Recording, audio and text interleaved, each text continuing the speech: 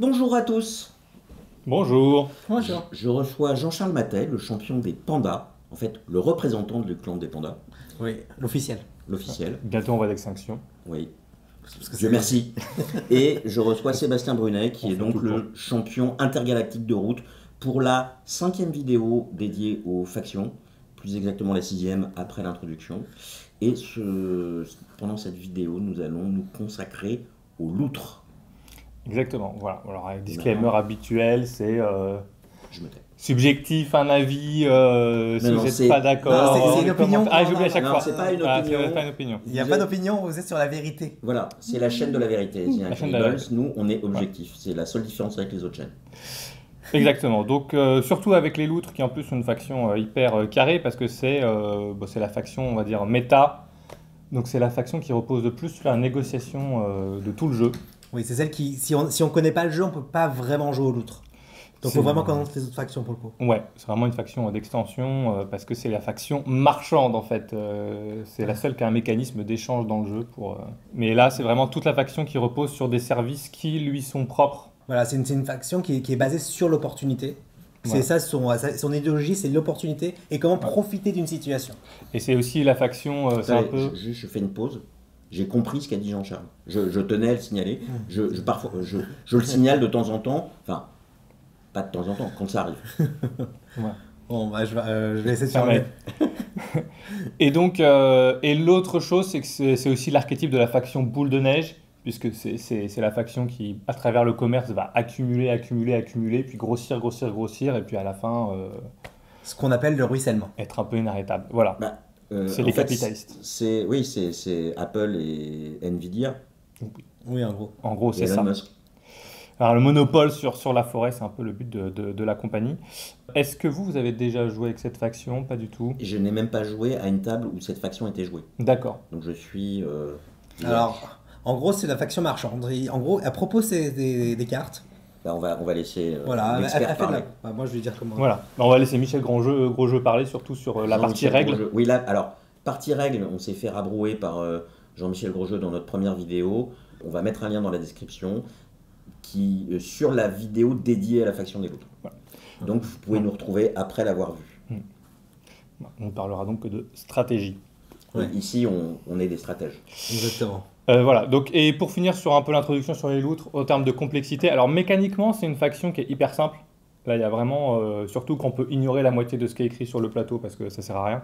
Donc, il y a vraiment que quelques mécaniques. Par contre, c'est une faction, bah, comme tu dis, hyper compliquée parce que comme elle implique de vendre des choses et qu'elle est très méta, elle implique de vraiment connaître les autres factions. Et au-delà de ça, Et en vrai, il faut pas vraiment mentir quand tu dis cette carte, elle est vraiment bien pour toi parce que pour ta faction, c'est la meilleure carte. Il faut que ça soit vrai parce que c'est comme ça tu vends mieux. Et comme ça, la prochaine fois que tu vends une carte qui est moins bien, tu vas te dire, regarde, elle est Je veux vachement. dire que c'est pas vraiment une faction qui doit être jouée par des commerciaux. où ça Aussi, peut, il y a ça peut. différents styles en fait. Bah, on fera une partie négociation, conseil, les approches et Non, tout. ce que je veux dire, c'est que les commerciaux mentent. C'est bien connu. Oui, mais non, mais enfin Ça, il y a les bons commerciaux, voilà. les mauvais Tout de commerciaux. suite. hein, Si c'est vous comme êtes ça. commerciaux, défendez-vous en commentaire. Du coup, Lionel, vas-y. les points forts de la faction. Alors, cette partie diplomatie, c'est un point fort puisqu'on peut vraiment influencer le comportement des autres à travers ce qu'on a à vendre. Donc, on verra ce qu'on a à vendre, mais voilà, surtout des cartes ou notre influence sur le plateau. Et du coup, on apporte des solutions aux autres. Donc, Ouais, regarde, C'est Jean-Pierre Bellemare. j'ai Pierre exact- Bellemare. ouais. c'est exactement. Regarde, il faut vraiment qu'on arrête le chat maintenant. Donc regarde, si tu utilises mes mercenaires, on peut le faire. Mais voilà, mais donc, Tu vois, un truc dans le genre, tu vois. Mais donc naturellement, on est impliqué dans toutes les discussions autour de la table pour équilibrer, parce que bah, plus que les autres, finalement, on peut intervenir ou vendre des choses pour équilibrer la table. Et puis, on peut pas mal discuter bah, avec un joueur qui est en position de faiblesse, faire des alliances quelque part, parce qu'on peut vendre des trucs pour l'aider, et en échange, il nous aide, etc. Il y a du concret, en fait. On échange du concret plutôt que du blabla. C'est pas des Ouais. paroles en l'air. Oui, c'est pas de la politique. Exactement. La politique, c'est les oiseaux. C'est ça. C'est aussi une faction qui est hyper flexible au niveau de leur stratégie. Elles peuvent s'adapter à plein de circonstances, plein de maps, plein de match-up. Elles sont à l'aise sur la plupart des plateaux parce qu'elles ont plein d'options pour scorer. Alors, on verra comment poser des comptoirs, qui est leur mécanique qui leur est propre, qui est leur mécanique principale. Mais sinon, elles peuvent crafter, elles peuvent combattre. Elles ont un autre truc qui s'appelle les dividendes, c'est elles font rien. Oui, tu peux gagner avec cette faction en faisant strictement rien. Tu peux faire aucune action de la partie et gagner. Ça, c'est toujours super fun. Il faudra mettre l'insert d'Aroussin dans Voilà. Si j'étais riche. Mais donc, plus on est riche, plus on est riche. Bah, c'est C'est un peu le concept. c'est un peu. À chaque tour, tu récupères un pourcentage de tes points de victoire en plus. Ouais. C'est ça. En fait, si t'as Elon Musk, t'as Elon Musk à la table, et puis bah, si tu continues à lui acheter des trucs, à lui filer des, bah, lui, il est content, tu vois. Et il fait rien. Et il fait rien, Alors, et ça continue à Je grossir. ne suis pas un énorme fan d'Elon Musk, et c'est peu dire. Je suis pas sûr qu'il ne fasse rien. Non, mais là, On peut- si on parle Bah, Ouais, non, mais si ah, on non, parle mais- d'Elon Musk, Est-ce que les tweets ça c'est- compte comme faire quelque chose? Je suis pas sûr qu'il y ait des gens qui bossent autant que lui. Ah non, il bosse beaucoup. Enfin, il Ah, bosse après, beaucoup, je pense. Ah, on est d'accord. Enfin, Et il a des idées. Il a des idées. 8 heures sur Twitter par jour, moi aussi je bosse beaucoup sur Discord. Donc l'économie d'action aussi des loutres est très très forte. Comme on a dit, c'est une faction un peu boule de neige. Elle a déjà de base, elle a pas mal plus d'actions que la moyenne. Par exemple, les chats, ils en ont genre 3. Tu arrives rapidement à 6, 8, 10 actions, 12 actions. Tu as un potentiel infini en fait si on continue à t'acheter. En fait, à chaque fois qu'on t'achète des trucs, toi ça te donne plus d'actions. D'accord, ok. C'est ça, c'est ça la mécanique de base. Mais si tu fais pas d'action, tu peux faire des points avec. Voilà, ou si on ne fait pas d'action, ça fait des points. Bon.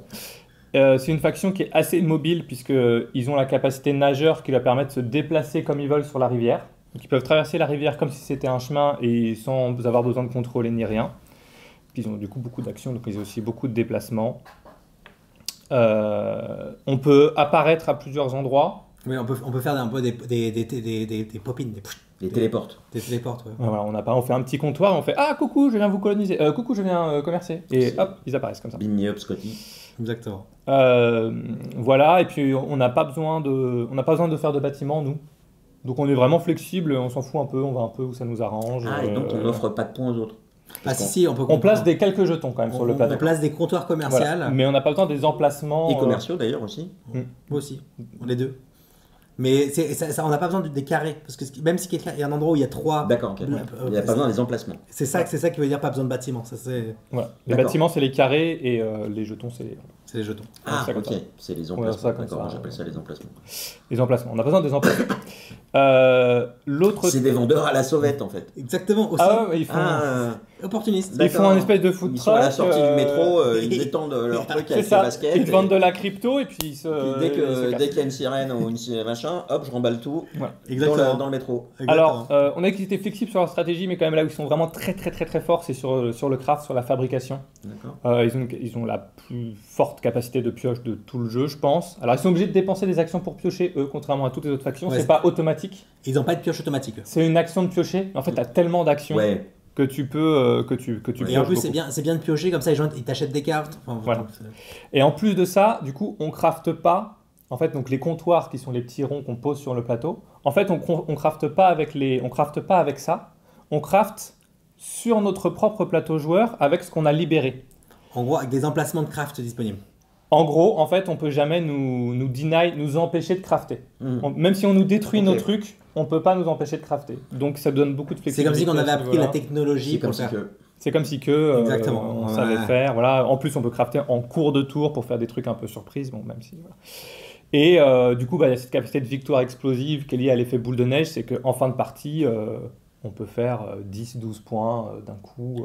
On peut faire un très gros tour pour terminer. En fait, on va accumuler nos fonds et on va tout dépenser d'un seul coup Voilà, pour tu craques ton finir assurance le jeu. vie, ton PEL. Voilà. Ouais. C'est ça. Voilà, donc ça c'était les points forts. Donc maintenant les points faibles. Donc bah ça va un peu avec les points forts, c'est le pendant. Bah, si personne t'achète rien, Voilà. c'est compliqué. Si t'es nul en négociation, ou si les autres joueurs ont décidé de jamais rien acheter. Voilà, donc t'es. Il n'y a pas une équipe de delivery qui doit. Parce que moi, dans mon boulot, souvent les commerciaux m'appelaient en me demandant combien de temps il faut pour livrer ça au client. Et tu fais des estimations, tu dis 3 semaines. Ah, bah on l'a comité pour la semaine prochaine. Et tu fais, donc en fait, ta question c'était combien de temps il te faut pour faire ça en une semaine. Ouais, voilà. Mais Non, il n'y a là, pas ça. t'es ton propre patron, donc tu t'engages sur des trucs que tu peux C'est tenir vraiment plus normalement. des auto-entrepreneurs. Si tu veux. Ah, donc c'est vraiment pas réaliste. Voilà. Donc si la table décide de vous boycotter, on en parlera comment on gère ce truc-là, mais bah, c'est presque impossible de gagner. On peut le faire. Ça arrive très très voilà, Peut le très, faire. très très difficile. L'expérience de jeu est aussi très très variable du coup bah, en fonction de la méta et l'expérience de la table. Il y a des gens qui détestent les loutres. par principe, ils disent on va jamais t'acheter, c'est les loutres. Il y a des gens, c'est la fête en fait, ils achètent à tous les tours et du coup, c'est du nul coup, pour les autres parce que Du coup, la loutre gagne. tour 1, tu sais que la loutre a gagné parce que le mec a acheté n'importe comment. Enfin, J'ai joué avec une nouvelle personne récemment et je dis voilà, je suis la loutre. Premier conseil, ne faut pas m'acheter tous les tours, sinon je vais gagner. J'ai pas été invité. Et du coup, j'ai gagné. Parce qu'il a acheté tous les tours. Voilà, ça nécessite de bien savoir négocier et de bien connaître le jeu, comme on l'a dit en début de partie. Parce qu'il faut identifier les opportunités, en fait, là où l'autre faction a besoin de toi et Et augmenter les prix à ce moment-là. faire des deals. Voilà. Et t'arrives avec des cookies autour de la table. Savoir fixer les prix Prends de un ses cookie, services. Parce que vendre une carte ultra pétée pour un fonds au lieu de la vendre 4, tu te Exactement. fais couiller, t'es perdant en fait. Donc tu as beaucoup plus avantagé l'autre dans ton deal que voilà. Donc il y a tout cet aspect-là aussi de prix qui demande de bien connaître le Voilà, jeu. et par exemple, si l'oiseau, la seule manière qu'il a pour ne pas exploser son décret, c'est d'utiliser comment ça s'appelle, la rivière Ouais. pour un déplacement, tu lui dis, tu le mets à 3 et tu dis, regarde, comme ça tu pètes pas ton décret. Et tu vois, des petits trucs comme ça, tu vois. Ouais, voilà. Mais c'est du coup, c'est un peu dommage si tu sais que l'autre est obligé d'acheter et qu'en fait tu lui as sous-vendu alors que tu aurais pu faire un énorme profit. Voilà. Bon. Et du coup, oui. J'ai une question par rapport à la boîte anglaise. Ouais. C'est une des 4 factions de la boîte de base ou Non. une Non. extension? C'est la faction de l'extension. Avec les lézards, on en parlera parce qu'ils D'accord. sont très interdépendants, enfin ils sont très liés. D'accord. Dans les difficultés avec les loutres, donc il y a toute cette partie économique qui est comment je gère mes fonds, donc mes ressources, parce qu'il y a beaucoup d'erreurs, on va dire, qui sont difficiles à voir si tu réfléchis pas à l'économie du jeu, sur comment ça fonctionne, les mécaniques, on en parlera. Il y a plein de petites erreurs où tu fais des dépenses qui en fait ont des conséquences assez importantes Comme dans la vie. sur le jeu. Non mais c'est ça, non mais c'est vraiment une faction qui est Mais c'est vraiment économique, quoi. C'est la plus Eurogame, je pense, du. Alors, toutes les personnes qui nous regardent, a priori, ont des problèmes parce qu'ils achètent trop de jeux et ne savent pas se contrôler. On va voir. Dites-nous en commentaire si vous connaissez la loutre et si vous arrivez à bien la gérer et si vous la gérez mieux que votre pile de la honte. C'est un peu ça. Hein. Une autre chose à laquelle il faut faire attention, c'est qu'on peut abuser de nos services, on peut pas refuser de vendre des trucs. Donc, Comme le vagabond. Comme tu peux pas refuser au vagabond. Quand il est allié avec toi. Ouais. Ah oui, ou une carte, oui, aussi. En fait, alors on peut fixer des prix plus ou moins hauts, mais des fois, même très très haut, ça va donner la victoire à quelqu'un et tu peux pas l'empêcher, ou il va utiliser contre toi tes propres services pour te faire taper. C'est illégal un refus de vente. Voilà. Exactement. Pour les loutres, c'est contre nature. Ils ont vraiment les règles des Ferengi, du commerce et le commerce et le commerce et du commerce. Elles ont des principes. C'est des principes. Ça, on tu peut vois. pas leur. Autre limite des loutres, c'est qu'elles ont que 15 guerriers en réserve. Donc 15 guerriers, c'est très peu.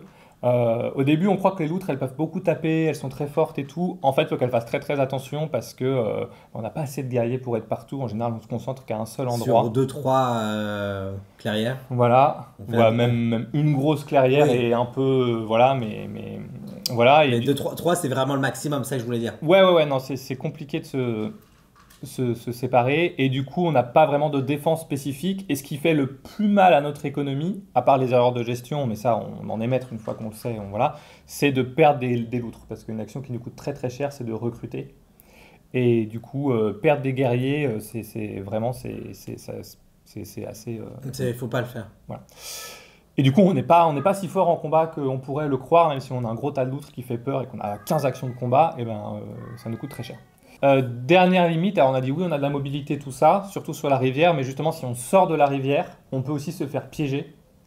Parce que si on n'a pas la majorité, on peut pas sortir. C'est d'où les pièges à loutre. Exactement, le fameux. Le fameux piège à loutre, voilà. Ça peut arriver de se dire, je sors de la rivière, je vais aller faire des points, je vais aller taper. En fait, le combat se passe mal, on perd des loutres, on perd le contrôle, quelqu'un vient nous bloquer, et on peut plus revenir sur la rivière, et à partir de là, ça devient très compliqué. C'est amphibie, une loutre? Oui. Ouais, ça flotte, respire tu sous sais, l'eau ça flotte sur le dos, là, comme ça ça se tient les mains, et c'est mignon, là.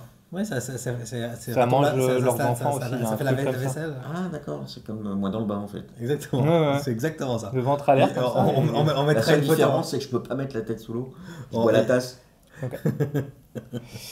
Donc voilà pour un petit tour d'horizon un petit peu des points faibles et des points forts. Et donc ce que je voudrais justement c'est parler un peu de l'économie des loutres en général avant d'aborder la partie on va dire stratégie, plan de jeu. De toute façon c'est la base, etc. donc c'est comme ça que fonctionne. Donc. Et puis c'est là qu'on fait beaucoup d'erreurs aussi. Donc il faut bien comprendre c'est quoi. Donc quand je parle d'économie loutre c'est quoi? C'est les services qu'on peut vendre. à quel prix, et comment gérer nos fonds, les fonds qu'on reçoit quand on Les fait des dividendes et achats, quand l'investissement. est-ce qu'il faut dépenser, quand est-ce qu'il faut investir, etc. Donc déjà les fonds, donc quand je dis un fonds, c'est un guerrier en fait. Puisque quand on t'achète quelque chose, la personne qui t'achète un service, si t'achète une carte à 2, il te donne 2 de ses guerriers de sa réserve. Et toi, tu les mets sur ton plateau. En gros, il te donne Ok. 2 esclaves. Donc la monnaie en fait, c'est des guerriers. Ok. Donc quand je dis un fonds, c'est un guerrier. Oui, en vrai, c'est un vendeur d'esclaves un peu. Il achète les esclaves des Oh, autres. non, il C'est a des des parts dans stagiaires. l'entreprise. Il a des stagiaires, voilà. C'est pareil. C'est un stagiaire chez Canon. Et donc, ces fonds-là, donc, il faut toujours évaluer la valeur de ces fonds qu'on a accumulés en termes de nombre d'actions et en termes de points potentiels. D'accord? Parce qu'en fait, ils servent à ça. Les fonds qu'on a, ils servent à faire des actions, ils servent à faire des points. Donc il faut avoir économiquement en tête combien ça vaut. Donc, un fonds, ça permet d'abord de faire quoi? Il y a 2 types d'actions. Il y a les actions d'investissement. Donc, c'est combat, mouvement, pioche. C'est le fonds que tu investis, il revient au tour d'après. Donc il n'est pas perdu. C'est juste tu le Tu commites. l'as utilisé. Tu le- D'accord. Voilà. C'est du placement d'ouvrier. Voilà. Voilà. C'est du placement d'ouvrier. Je le place pour faire l'action piocher et je le récupère à la fin de mon tour. Tu peux faire ça contre action pioche, elle est pas Donc pas ça, limitée. si tu considères qu'une action, encore une fois, on va dire qu'une partie ça dure 7 tours en moyenne, ok? Donc un fonds que tu as au tour 1 et que tu fais que l'investir, un fonds ça vaut 7 actions, Mhm. ok? Si tu le récupères au tour 2, il vaut 6 actions, Ouais. etc. etc. Mais si j'ai un tour 3, Je pense que Donc- les maths, ils vont pouvoir le faire. D'accord, non, mais je vais Voilà. préciser pour que ce soit pareil. Hein, Donc ça veut dire que les fonds et donc les ventes que tu fais en début de partie ont beaucoup plus de valeur, Ouais. beaucoup plus d'impact que celles que tu vas faire en fin de partie. C'est un peu comme dans la vie. C'est un peu comme dans la vie. Bah oui, hein, si tu hérites à 16 ans, c'est quand même mieux que... voilà. C'est pour ça, les ados qui nous regardent, c'est maintenant qu'il faut tuer les parents. voilà. On a un guide stratégique sur la chaîne aussi sur comment faire ça. Donc à contrario, l'autre type d'action, c'est on dépense des fonds. Donc ça, c'est quand on fait un comptoir, bon, je viendrai sur les comptoirs, et quand on recrute. Ok. Donc quand je recrute une loutre, je dépense une loutre, en fait je prends la loutre et je la mets sur le plateau. Ouais, Ok. C'est pour ça que je disais que ça coûtait hyper cher de recruter, parce qu'en fait le fonds il est perdu pour toujours. Donc par exemple si je dépense un fonds tour 1, j'ai perdu 6 actions. Ouais, 6 actions. J'en fais une parce que voilà, mais les 6 autres que j'aurais pu avoir en faisant des actions. Donc c'est pour ça que dépenser des fonds, faut réfléchir au nom. Quand je dépense un fonds, à combien d'actions ça me fait potentiellement perdre. Donc le premier constat déjà c'est que Faut pas il dépenser. faut pas dépenser ces fonds. Il faut les accumuler le plus possible. D'accord? C'est plus optimal en tout cas d'accumuler au maximum ces fonds. Oui, il faut plutôt que de faut les dépenser à bon escient. faut les dépenser à bon escient. Comme dans la vie. Voilà. Et donc, je disais quoi? Donc l'autre constat, c'est que l'action de recrutement, c'est la moins rentable de toutes les actions qu'on a. Faut pas recruter. Ça coûte de l'argent à l'entreprise. Recruter, il faut vraiment le faire si on est un peu désespéré ou si on n'a pas le choix, si on est bloqué hors de la rivière ou si vraiment il y a une opportunité vraiment de marquer quelques points et voilà. Voilà, je vois beaucoup de gens, voilà, c'est une des grosses erreurs, c'est des gens qui dépensent des fonds à fond pour recruter, avoir plein de loutres, mais en fait, t'as éclaté ton économie, tout simplement. Faut pas recruter. Et donc l'autre action qu'on peut faire en dépensant des fonds, c'est faire des comptoirs. Ça peut être rentable. Ça, c'est plus intéressant. Donc qu'est-ce que c'est qu'un comptoir? C'est les petits jetons qu'on a là. Et donc quand on place un comptoir, ça nous coûte 2 fonds. Donc c'est cher. Ouais. Mais ça fait quoi? Ça fait 2 points, Donc ça fait un fond, un point. donc 2 points de victoire. Donc un fond, un point. Par paire, mais Oui, mais. un fond, un point. Donc c'est pour ça qu'on considère qu'un fond, ça vaut 1 point. Donc un fond, ça vaut une action, et un fond, ça vaut 1 point. Ok? Et donc au maximum, si on arrive à placer tous nos comptoirs, on en a 9, ça fait 18 points. Parce que 2 x 9, 18. D'accord? Donc on a 18 points sur notre plateau déjà. Hmm. Donc c'est pour ça que souvent on dit... Et contrairement aux chats, quand ils sont détruits, ils reviennent pas. Oui, ils Donc- reviennent pas. Donc on peut pas. Ils sont placés pour toujours. C'est 18 fixes. Si quelqu'un les détruit, ils sortent du jeu. D'accord, Ils- oui. ils- voilà. Ils rentrent dans la boîte. Et donc c'est pour ça que souvent on dit que c'est quoi l'objectif d'une partie pour les loutres? Leur C'est stratégie, d'arriver à 12, ça c'est trouver 12 points. Oui. C'est trouver 12 points. Parce qu'il faut arriver à 30, 18 Voilà. moins 18. Bon, faut quand même les placer les 18 points de comptoir. Hein. C'est pas non plus facile. Hein. Donc voilà, donc c'est pour ça que je dis à tout moment, il faut garder en tête, je regarde mon plateau, j'ai combien de fonds, ça me fait combien d'actions à l'instant T en fonction du tour, et ça me fait combien de points en réserve. Et donc si je les dépense, combien je perds? Est-ce que ça vaut le coup? Tu fais un ratio.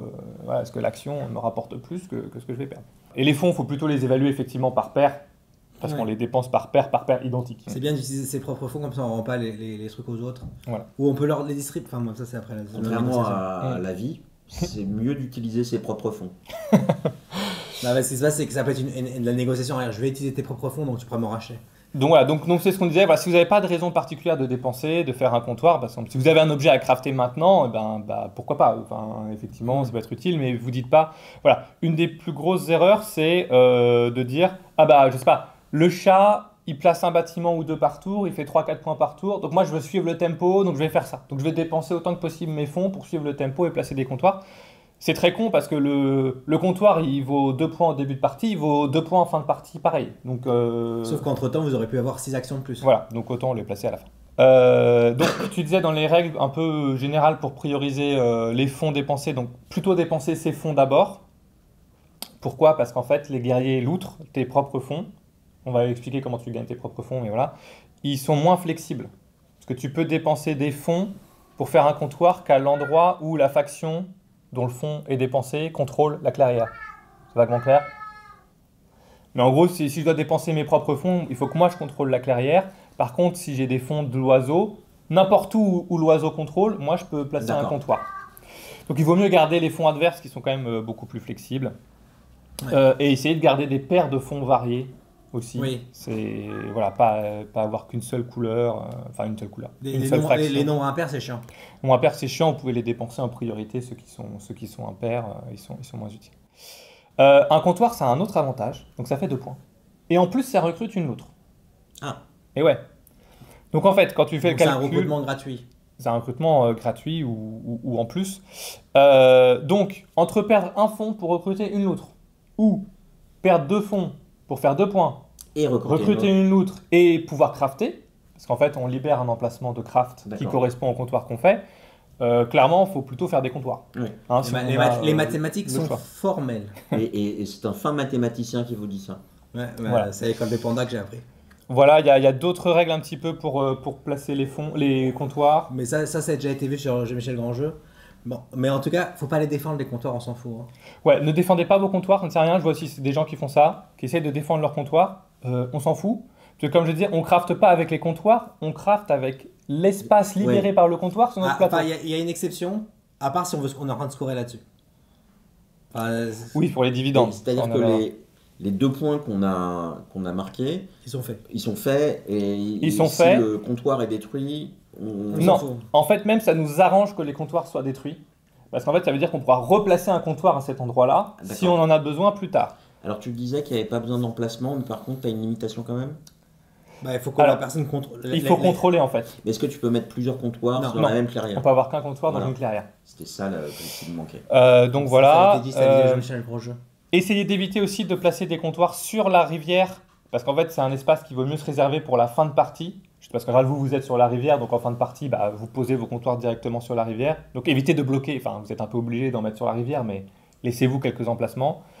Et si vous faites des comptoirs, essayez aussi, avec les fonds des autres, essayez aussi de les placer près de la rivière. Comme ça, la petite loutre qui a été recrutée, hop, vous pouvez la rapatrier en contre-fond. Sur la rivière, avec un petit mouvement. Voilà. Donc ça vous permet de consolider votre armée, plutôt que si vous l'avez recrutée dans un coin super loin, elle va mourir là-bas, elle servira jamais à rien. Ok. Donc ça, c'était les fonds, les investir, les dépenser, les comptoirs. Ok ? Oui. Et les types d'actions qu'on peut faire.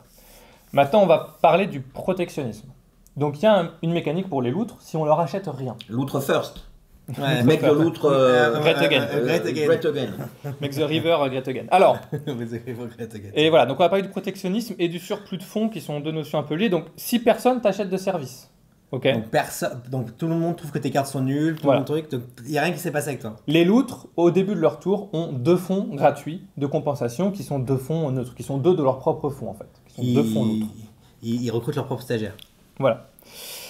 Donc, ça veut dire quoi? Si personne nous achète, on gagne 2 fonds. Donc, si on a mis nos prix à 1, on a le droit de mettre nos prix à 1. Et 1 quoi? C'est un fonds. Un fonds. Je vends une carte pour 1, quelqu'un peut me dire, je te file un guerrier, je t'achète une carte, celle que je veux. Ok. Ne jamais faire ça. C'est très con, parce qu'en fait, vous avez perdu un fonds. Parce qu'en fait, le protectionnisme ne se déclenche que si tu n'as pas Oui, d'achat. oui, oui. Si on t'achète un truc à 1, au lieu d'avoir 2 gratuits, tu as un d'un autre mec de la table avec Mais un. ce qui est plus flexible, t'avais dit. Ce qui est plus flexible, mais un, en fait, il faut par paire déjà. Oui, oui. Donc, moi, je pars du principe que le prix minimum, c'est 2, voire 3. Voilà. Moi, je dis. Mais tu peux faire des lots, du style 2 cartes pour 2? Non, Non, c'est toujours unitaire. c'est ouais, Tu proposes c'est une chose, un service, un prix. un truc, un prix. Après, on peut acheter plusieurs trucs, mais en 2 fois. Du coup, Ouais. Parce que moi, quand on j'étais aux paye 2 fois. Philippines, il y avait des durians, c'était des fruits. Et c'était 1 pour 10 ou 2 pour 25. Oui, il y avait des pancartes. C'est 1 pour 10 ou 2 pour 25. Pourquoi Et pas? là, et là, tu fais, ils ont tout compris au commerce. Ouais, et du coup, t'en as acheté Bah. 2, t'en as acheté à 2 à 10 et t'en auras jamais acheté 2. Dans les grandes surfaces, si tu regardes pas le prix au kilo, c'est très très fréquent. Hein. Ah oui, oui, oui. C'est très très fréquent que les lots en gros, un offert, machin et tout, sont en fait plus chers que. Au kilo, ouais. Mais bon. Donc la première règle, c'est ne fixez jamais vos prix en dessous de 2. Voilà, il y a aucune raison logique de faire ça. Voilà, parce qu'on gagne 2 fonds par défaut. Alors, il y a une exception en début de partie éventuellement. Il y a des gens qui disent que.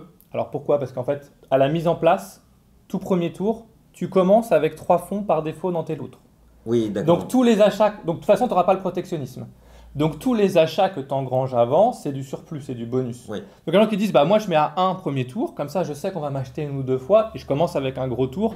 Le problème c'est que, enfin, pourquoi pas, ça dépend vraiment des factions parce que si les oiseaux vous leur vendez une carte bleue à 1, enfin vous allez tellement L'avantage est. turbo lancer leur premier tour à eux que est-ce que ça vaut vraiment le coup Moi, je dis que c'est une connerie. Essayez, voilà. Il y a des gens qui le font, ça existe et Et voilà. Jean-Charles est champion de France de route. En commençant par la fin.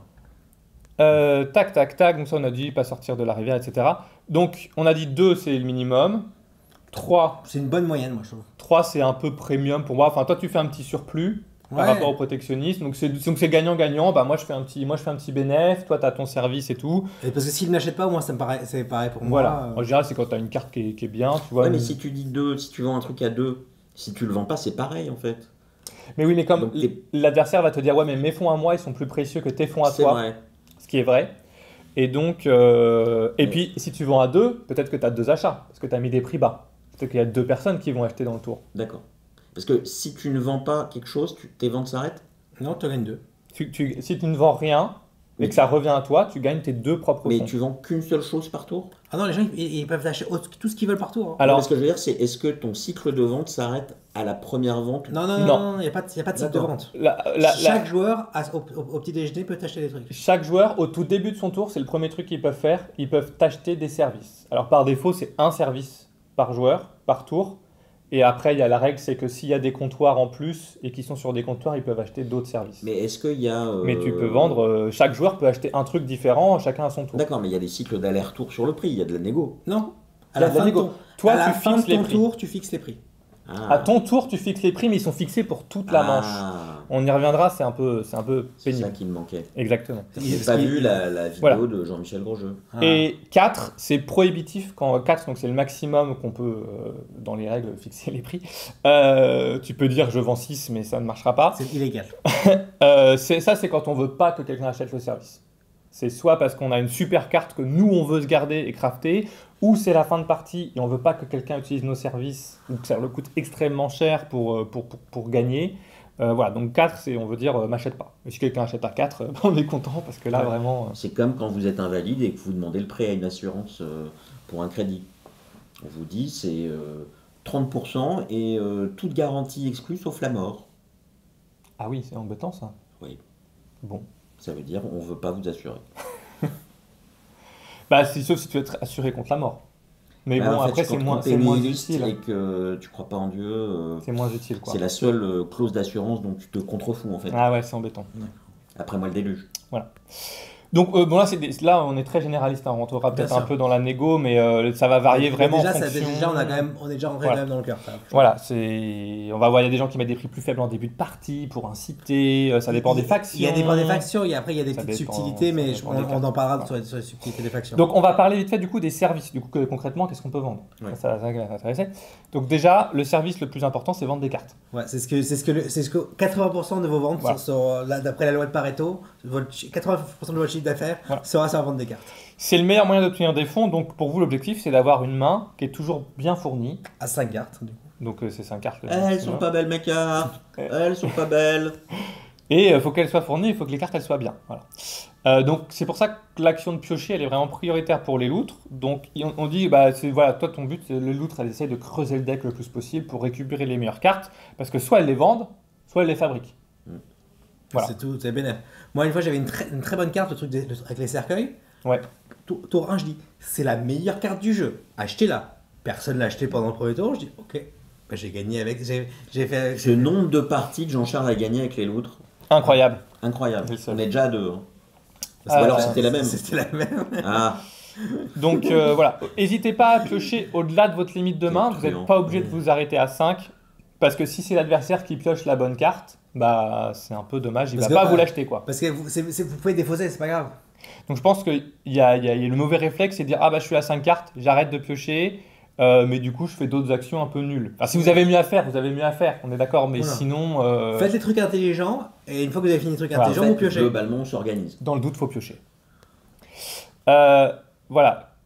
Soyez attentifs aux besoins autour de la table, parce qu'il y a des cartes, des fois, c'est pas forcément les cartes bleues qui sont les meilleures. Le lézard, il peut scorer sur les cartes rouges. Donc même une carte rouge avec un effet merdique, parce qu'elle est rouge, le lézard en a besoin, et vous pourrez la vendre plus cher que, en fait, peut-être la carte bleue, le lézard il s'en fout. Il y a la visa aussi.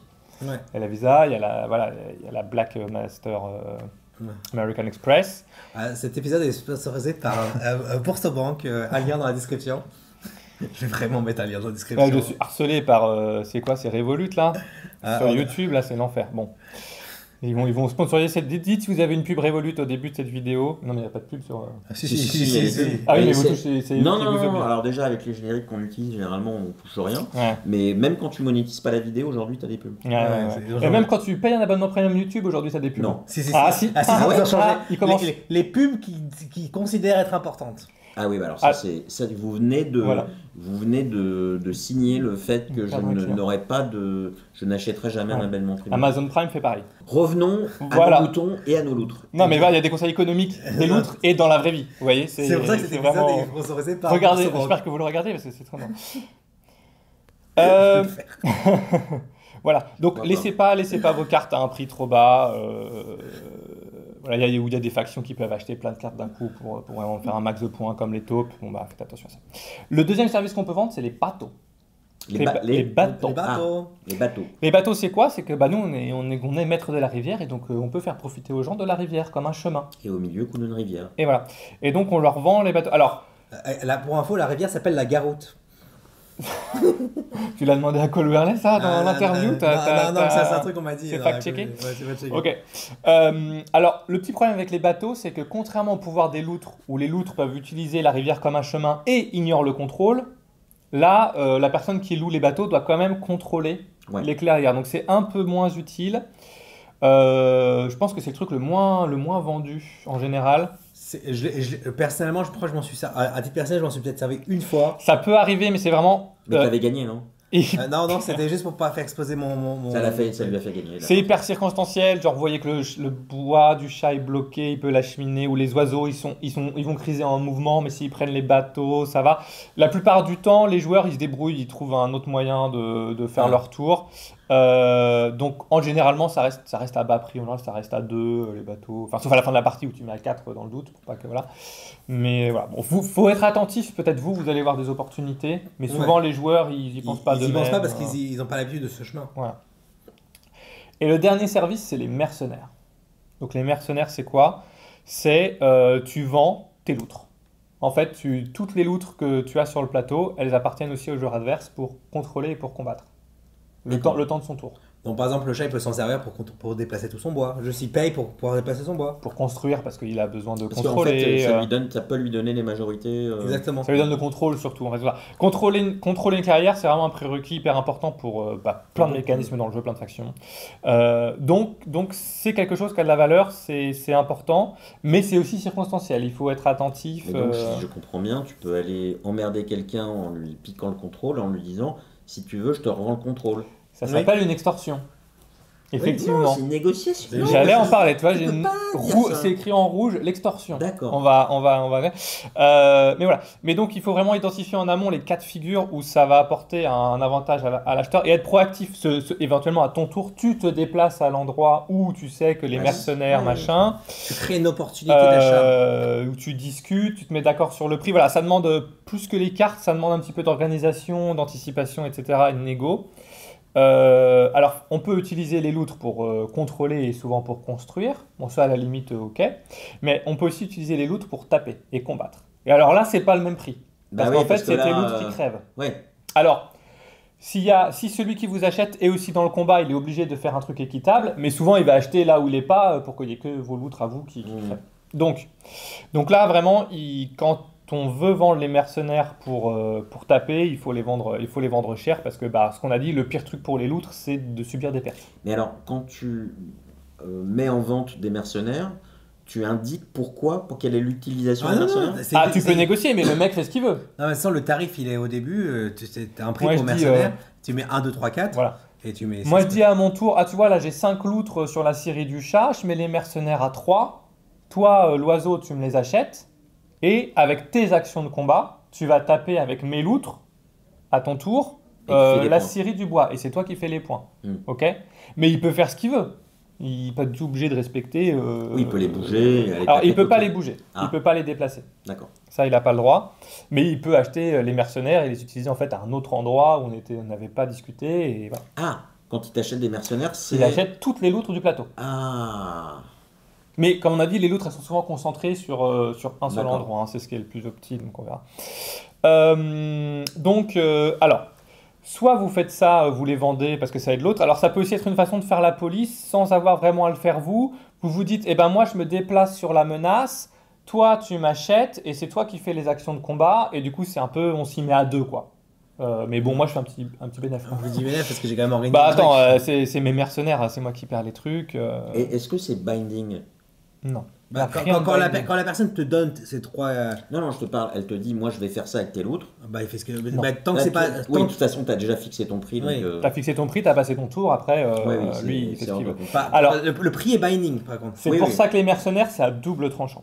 Ouais. Donc il faut faire hyper attention alors déjà où est-ce qu'on laisse ces loutres et à quel prix on laisse les mercenaires. Parce que si je laisse mes loutres sur un tas de guerriers adverses avec un prix de 2, il y a une tierce partie qui peut dire j'achète les mercenaires, bon ça va filer 2 fonds aux loutres, mais en fait ils vont s'entretuer, je vais dépenser mes actions de combat, c'est moi qui vais marquer les points, les deux ils vont s'affaiblir.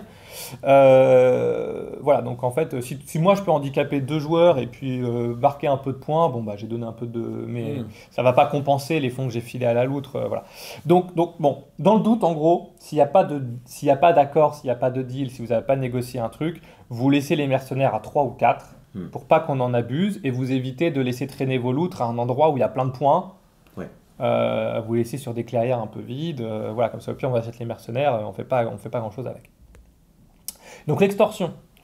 Donc ça c'est Donc ça c'est la stratégie de Joël. la stratégie de Joël. Alors il y a des gens qui faisaient ça un peu au début, mais en fait bon, c'est pas forcément toujours opti. Ça dépend quand tu le fais. Donc l'extorsion, typiquement le cas typique c'est tour 1. Attends, je viens de comprendre quelque chose. Tu ne voulais pas me vendre Underwater City. Pour ça que tu l'as mis à un prix totalement prohibitif. Je comprends mieux. Tu voulais l'outre. C'est ça. Si tu veux j'ai l'extorsion, mais j'ai pas le jeu de base. J'ai pas réussi à le trouver. Si tu veux, je te vends le tout pour 150 €. Ah non, parce que j'ai l'extension. Je te revends l'extension 4 heures. Bon, alors, l'extorsion, c'est quoi? Le cas typique, c'est le chat, tour 1. Les loutres, mise en place ou première action, les loutres posent un gros tas de loutres sur la scierie des chats et leur bois. Et du coup, le bois est bloqué. Et le seul moyen pour les chats, faut qu'ils reprennent le contrôle de leur bois. Et donc, tour 1, ils sont obligés d'acheter les mercenaires, qu'évidemment, tu as fixé à 4. Parce que tu vas pas faire une extorsion. Ouais, 3. 3. Bon. 4. Alors, ok. Alors pour moi, c'est un peu une stratégie, un peu comme le vagabond qui tour 1 va aller péter la gueule du chat. Ça, pas très bien parce que le chat, en fait, c'est un très bon client. Oui, De et base. puis surtout, il va t'en vouloir toute la partie. Voilà, moi honnêtement, je suis le chat, j'achète pas les mercenaires, tant pis, je passe 3 actions à taper. J'ai perdu la partie. Hein. Oui. J'ai perdu la partie, mais, Je vais faire en sorte que toi aussi. mais voilà. Faut pas se faire des ennemis. C'est souvent c'est un ce jeu qui se d'amitié passe. dans les soupes. Voilà, après il y a des extorsions un peu, voilà, si je me mets là parce que l'oiseau est un peu obligé, sinon il va criser, je mets à 3, ça va, c'est pas cher, c'est pas une extorsion, c'est juste que voilà. Bon, voilà, faut juste être prudent, Oui. ne pas froisser, voilà, surtout si vous le faites au joueur qui est à la dernière place, ou une faction qui est un peu faible, une faction qui de toute façon vous achèterait des services toute la partie, Ouais, ne vous mettez pas à dos à bon client, quoi. Oui. Enfin, exactement. donc soyez prudent sur cette technique. Tu peux donner des cartes de fidélité?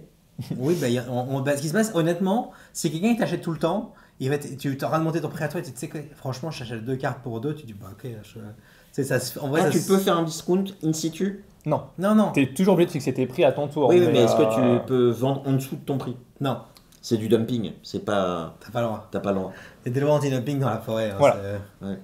Donc maintenant, on va parler un petit peu de toutes les stratégies un peu diverses, tous les trucs un peu bizarres de cette faction qui, en termes de design, a des trucs un peu chelous quand même. Il y a des trucs qu'il faut pas faire. Il y a des trucs qu'il faut pas faire, et il y a des trucs qu'il faut faire, mais il faut les faire de la bonne façon. Le premier truc, c'est l'export. Alors, je vous avouerai que j'ai eu beaucoup de temps à comprendre à quoi servait cette règle. Alors, Non, mais il faut bien regarder le plateau des loutres, parce que sous la partie craft, il y a une petite ligne qui dit, au lieu de crafter, tu peux défausser la carte, et ça te fait gagner un fond. Ok? Un fond. Ton propre Ton fond? propre fond, un fond neutre. Et quand tu regardes dans les règles complètes, ça s'appelle l'export. Ok? J'ai vu plein de gens faire plein de techniques différentes pour que une stratégie basée sur l'export marche. Ça n'a jamais marché. Des fois, c'est rigolo. ouais. Des fois, tu dis, ah, ça pourrait presque, mais j'ai jamais vu ce truc-là gagner. En fait, le problème fondamental, c'est que tu récupères un fond. Sauf que tu craftes après, donc tu peux pas le dépenser. Donc le fond, il reste d'un tour à l'autre. Donc en fait, il t'empêche d'avoir le protectionnisme. Ah, oui. Donc ça veut dire quoi? Ça veut dire que, puisque au lieu d'avoir 2 fonds gratuits, tu en as crafté un. Donc il faut déjà au moins en crafter 2 pour que ce soit équivalent. Hum. Et pour que ce soit bénéfique, il faut en crafter 3. Donc ça veut dire que tu as crafté 3 cartes. Tu avais 3 cartes dans la main. Que tu as dépensé des actions. Que tu as dépensé 3 actions pour piocher. Pour les fabriquer et Pour ça les veut fabriquer? Pour les exporter. Pour les crafter, quoi. Enfin, en fait, c'est comme si tu les craftais, mais tu dis, au lieu d'avoir le bénéfice de la carte, je la jette et je gagne un fond. D'accord. Mais du coup, ça veut dire qu'il faut que tu aies 3 cartes, que tu puisses les faire, qu'il faut que leur effet soit Pas terrible. inutile, Ouais. pas terrible, parce que Sinon, autant le crafter. autant crafter si c'est des points, autant crafter, si c'est un effet, un pouvoir intéressant, autant le crafter. Donc, autant dire que ça n'arrive jamais. Ouais, en gros, ça coûte 6 actions pour y arriver. Voilà. Et alors, le truc, on pourrait se dire, oui, mais par exemple, j'ai une carte pour faire des épées, et il n'y a plus d'épées parce qu'elles ont toutes été fabriquées. Ça marche pas, c'est interdit par les règles. On peut pas crafter un objet qui est épuisé. Donc ça marche même pas dans ce cas de figure. C'est mieux. Mais donc, ça sert à quoi? Et ben, Personne ne comprend. En vrai, Ouah. je pense qu'il y aura une faction qui va sortir et ça sera utile pour cette faction. peut-être. Alors, il y a un cas de figure où ça peut fonctionner, mais c'est hyper risqué. En fait, c'est si tu as la certitude absolue qu'on va t'acheter. Tu sais qu'on va t'acheter un truc. Ok? Si tu fais de l'export, forcément, c'est du surplus. Enfin, Oui, ok. mais c'est un risque parce que quelqu'un va dire, ah, t'as un fond, j'avais 89% de chance d'acheter, mais j'ai tellement envie de te niquer. T'as fait un fond et de te faire perdre un fond, des fois c'est comme faire criser l'oiseau, t'as envie, même si ça t'arrange pas forcément. C'est parce que c'est fun. Voilà. Donc j'allais dire ce cas de figure, voilà, si vous avez un deal et que quelqu'un à 100%, vous savez, il va vous acheter pour 2 ou 3, et donc vous savez que tout ce que vous allez faire en export c'est du surplus, pourquoi pas. Voilà. Mais c'est rare. Ne basez pas votre stratégie là-dessus. Voilà. Vous faites-le une fois, puis vous voyez, si on vous plante un couteau dans le dos, vous le faites plus. Voilà. Alors, une autre stratégie qui est là et plus importante de notre mécanique, c'est les fameux dividendes. Ça, c'est vraiment la stratégie capitaliste pure. Voilà. Donc ça, c'est je m'assois sur mes fonds, je ne fais rien, ça fait des points. En Ok. gros, parce que pour le setup, vous mettez un tas de loutres, Sur un comptoir. sur un comptoir parce qu'il faut minimum un Il comptoir. faut au moins un comptoir sur le plateau. Donc un comptoir très très très bien protégé et vous attendez. Voilà. Donc en fait, chaque paire de fonds que tu dépenses pas te rapportera un point au début de ton prochain tour. Alors, cette paire de fonds, c'est sur ton plateau personnel ou c'est Sur les ton loutres? plateau personnel, Ouais. les fonds, peu importe la faction. Si j'ai 3 fonds loutres, 2 fonds chats, 2 fonds oiseaux, alors je peux en dépenser certains, hein, mais tout ce qui reste que j'ai pas dépensé, chaque paire me rapportera un point. D'accord. Ce qui se passe, Ok. c'est que tu as 3 cases. On regardera au début de ton tour ce qu'il y a dans la case du milieu et divisé par 2. D'accord. C'est ça. Arrondi à l'inférieur. Oui, bien sûr. Donc, si tu as énormément de fonds parce qu'on t'a beaucoup acheté, les dividendes, ça va très vite. c'est assez évident, mais bon, si on t'a beaucoup acheté, de toute façon, tu vas gagner la partie, peu importe la stratégie. L'intérêt des dividendes, c'est justement pour gratter ces quelques points qui nous permettent d'arriver au fameux 12. Oui. Donc gratter 1 point, 2 points, 3 points, peut-être plus, jusqu'à 5, 6, qui te rapprochent de la victoire. Ok, c'est vraiment ça qu'on essaye de faire. Parce que ça peut te faire 5. Si t'as 10 mecs Voilà. noyés, ça fait 5 points, bah Ça fait 5 points. ça fait Voilà. 5 points d'un coup. Alors, le risque Les mecs avec sont les formés. dividendes, pourquoi est-ce que Jean-Charles disait sur un comptoir très bien protégé? Oui. C'est parce qu'il y a une règle avec les loutres, qui est que si on nous détruit un comptoir, alors qu'on a des fonds qui ne sont pas dépensés, on perd la moitié de nos fonds. Ok? C'est le stock market qui s'accroît. Ça s'appelle le commerce perturbé. Ouais, on crache. Le nom de la règle, c'est le commerce perturbé. Ouais. C'est Donc, les subprimes en fait. d'habitude, c'est pas un problème parce que tu n'as aucune raison de ne pas investir ou dépenser tous tes fonds à chaque tour, ne serait-ce qu'au minima pour piocher, quoi. Donc en général, c'est pas un problème, mais scorer des dividendes, ça t'oblige à laisser des fonds vulnérables sur ton plateau. Donc si tu fais ça, on risque peut-être de venir tout péter. On va te shorter en fait. Voilà, Ouais, c'est c'est ça, c'est ça. Et surtout que ça donne très envie aux adversaires Oui. de coaliser pour venir te faire perdre tes fonds. Donc en fait, le meilleur moment pour faire des... Sur le papier, on se dit c'est génial, gagne des points en faisant rien. En fait, le meilleur moment pour faire des dividendes, c'est quand tu n'as qu'un seul comptoir sur le plateau. Oui. Que tu peux le protéger à fond. Oui, parce que c'est n'importe quel comptoir. N'importe attaqué. quel comptoir. Oui. Donc comme tu n'as pas beaucoup de loutres, tu peux pas protéger. Ouais. Donc il faut, en général, c'est quand tu n'as qu'un seul comptoir que tu peux le protéger avec beaucoup de loutres. Et que les adversaires n'ont pas encore la capacité offensive de s'organiser ou même seuls de venir te défoncer. Oui. Donc en fait, c'est les 2-3 premiers tours. C'est vraiment le début de partie. Alors j'ai une question. Si on t'a acheté tes loutres. Ah non, c'est à ton tour en fait. C'est ça? À ton tour, tes loutres t'appartiennent, c'est uniquement pendant Oui. le tour. Oui, mais si pendant le tour des autres, les gens achètent des mercenaires, Et ils font. ils ne peuvent pas s'entretuer. Non, tu peux pas les loutres peuvent pas s'entre-taper pour ce... Non. Par contre, s'il y a quelqu'un d'autre qui est là et qui dit, enfin, il pourrait, mais. Mais il y a quelqu'un d'autre qui peut ramener une armée, puis un troisième qui achète les mercenaires, puis ils font des Ouais, combats, ils s'entretuent. s'arrangent pour. Voilà. Donc c'est pour ça qu'en général, c'est vraiment en début de partie qu'on va gratter des points. Mais c'est compliqué parce qu'il faut qu'on ait eu des achats déjà. Ouais. Parce que pour faire un dividende, il faut poser un comptoir. Il faut des fonds qu'on n'utilise pas. Alors que la priorité, ça reste quand même de piocher et d'avoir une belle main pour vendre des cartes. Ouais, Pas c'est- belles mes cartes. Donc c'est un truc, si on peut le faire, c'est bien. Ouais, moi je dirais maximum mid-game. Mais c'est pas systématique, voilà. Et si vous le faites plus tard, faites attention parce que quand on commence à faire des gros dividendes, même un tour ou deux, les autres ils réagissent tout de suite. Ouais. J'ai fait 5. Début du tour, je fais 5 points. Je n'ai pas fait d'action, je fais 5 points. C'est- Non, mais ouais. il faut dire, je sais pas quoi faire à ce tour-ci, écoutez, je passe. Ouais, c'est à peu près ça. Voilà. Tu dis pardon, j'ai envie d'aller aux toilettes, je passe, je joue pas et tout, tu es discret et puis tu Ouais. n'es pas là pendant. Je dois prendre me- ce coup de fil. me vais attaquer. Mais continuez sans moi. Voilà, donc les dividendes. Un autre axe stratégique, c'est le combat. Donc, Avec la boule de l'autre. comme on a dit, donc, les loutres essaient de se concentrer à un endroit, de faire une boule de loutre. Ouais, ça. Roger Ball.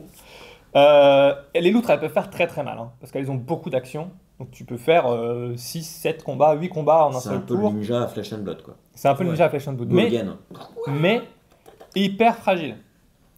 Donc en fait, oui, tu peux anéantir un adversaire une fois. Tu peux faire un gros coup et défoncer quelqu'un, mais tu peux pas baser ta stratégie sur le combat, on va dire par défaut, parce que c'est hyper coûteux, quoi. C'est hyper risqué. Chaque loot qui est perdu au combat, tu dois la remplacer. Et comme on a dit, une loot c'est un point, c'est X actions, donc ça impacte très fortement ton économie. Si en plus tu dois les combattre hors dehors de la rivière et comme on a dit, tu te retrouves piégé, etc. Alors là c'est fini. Justement, les Amérindiens, ce qu'ils vendaient, c'était des pots de loutre, non? Ouais, oui. Ça montre que c'était facile à choper, quoi. Exactement. Et ça favorise le commerce. Et puis du coup, nous on doit aussi garder nos troupes sur le plateau pour en fin de partie essayer justement de faire ce gros coup qui va nous rapporter un petit peu les points qui nous manquent pour arriver à 30.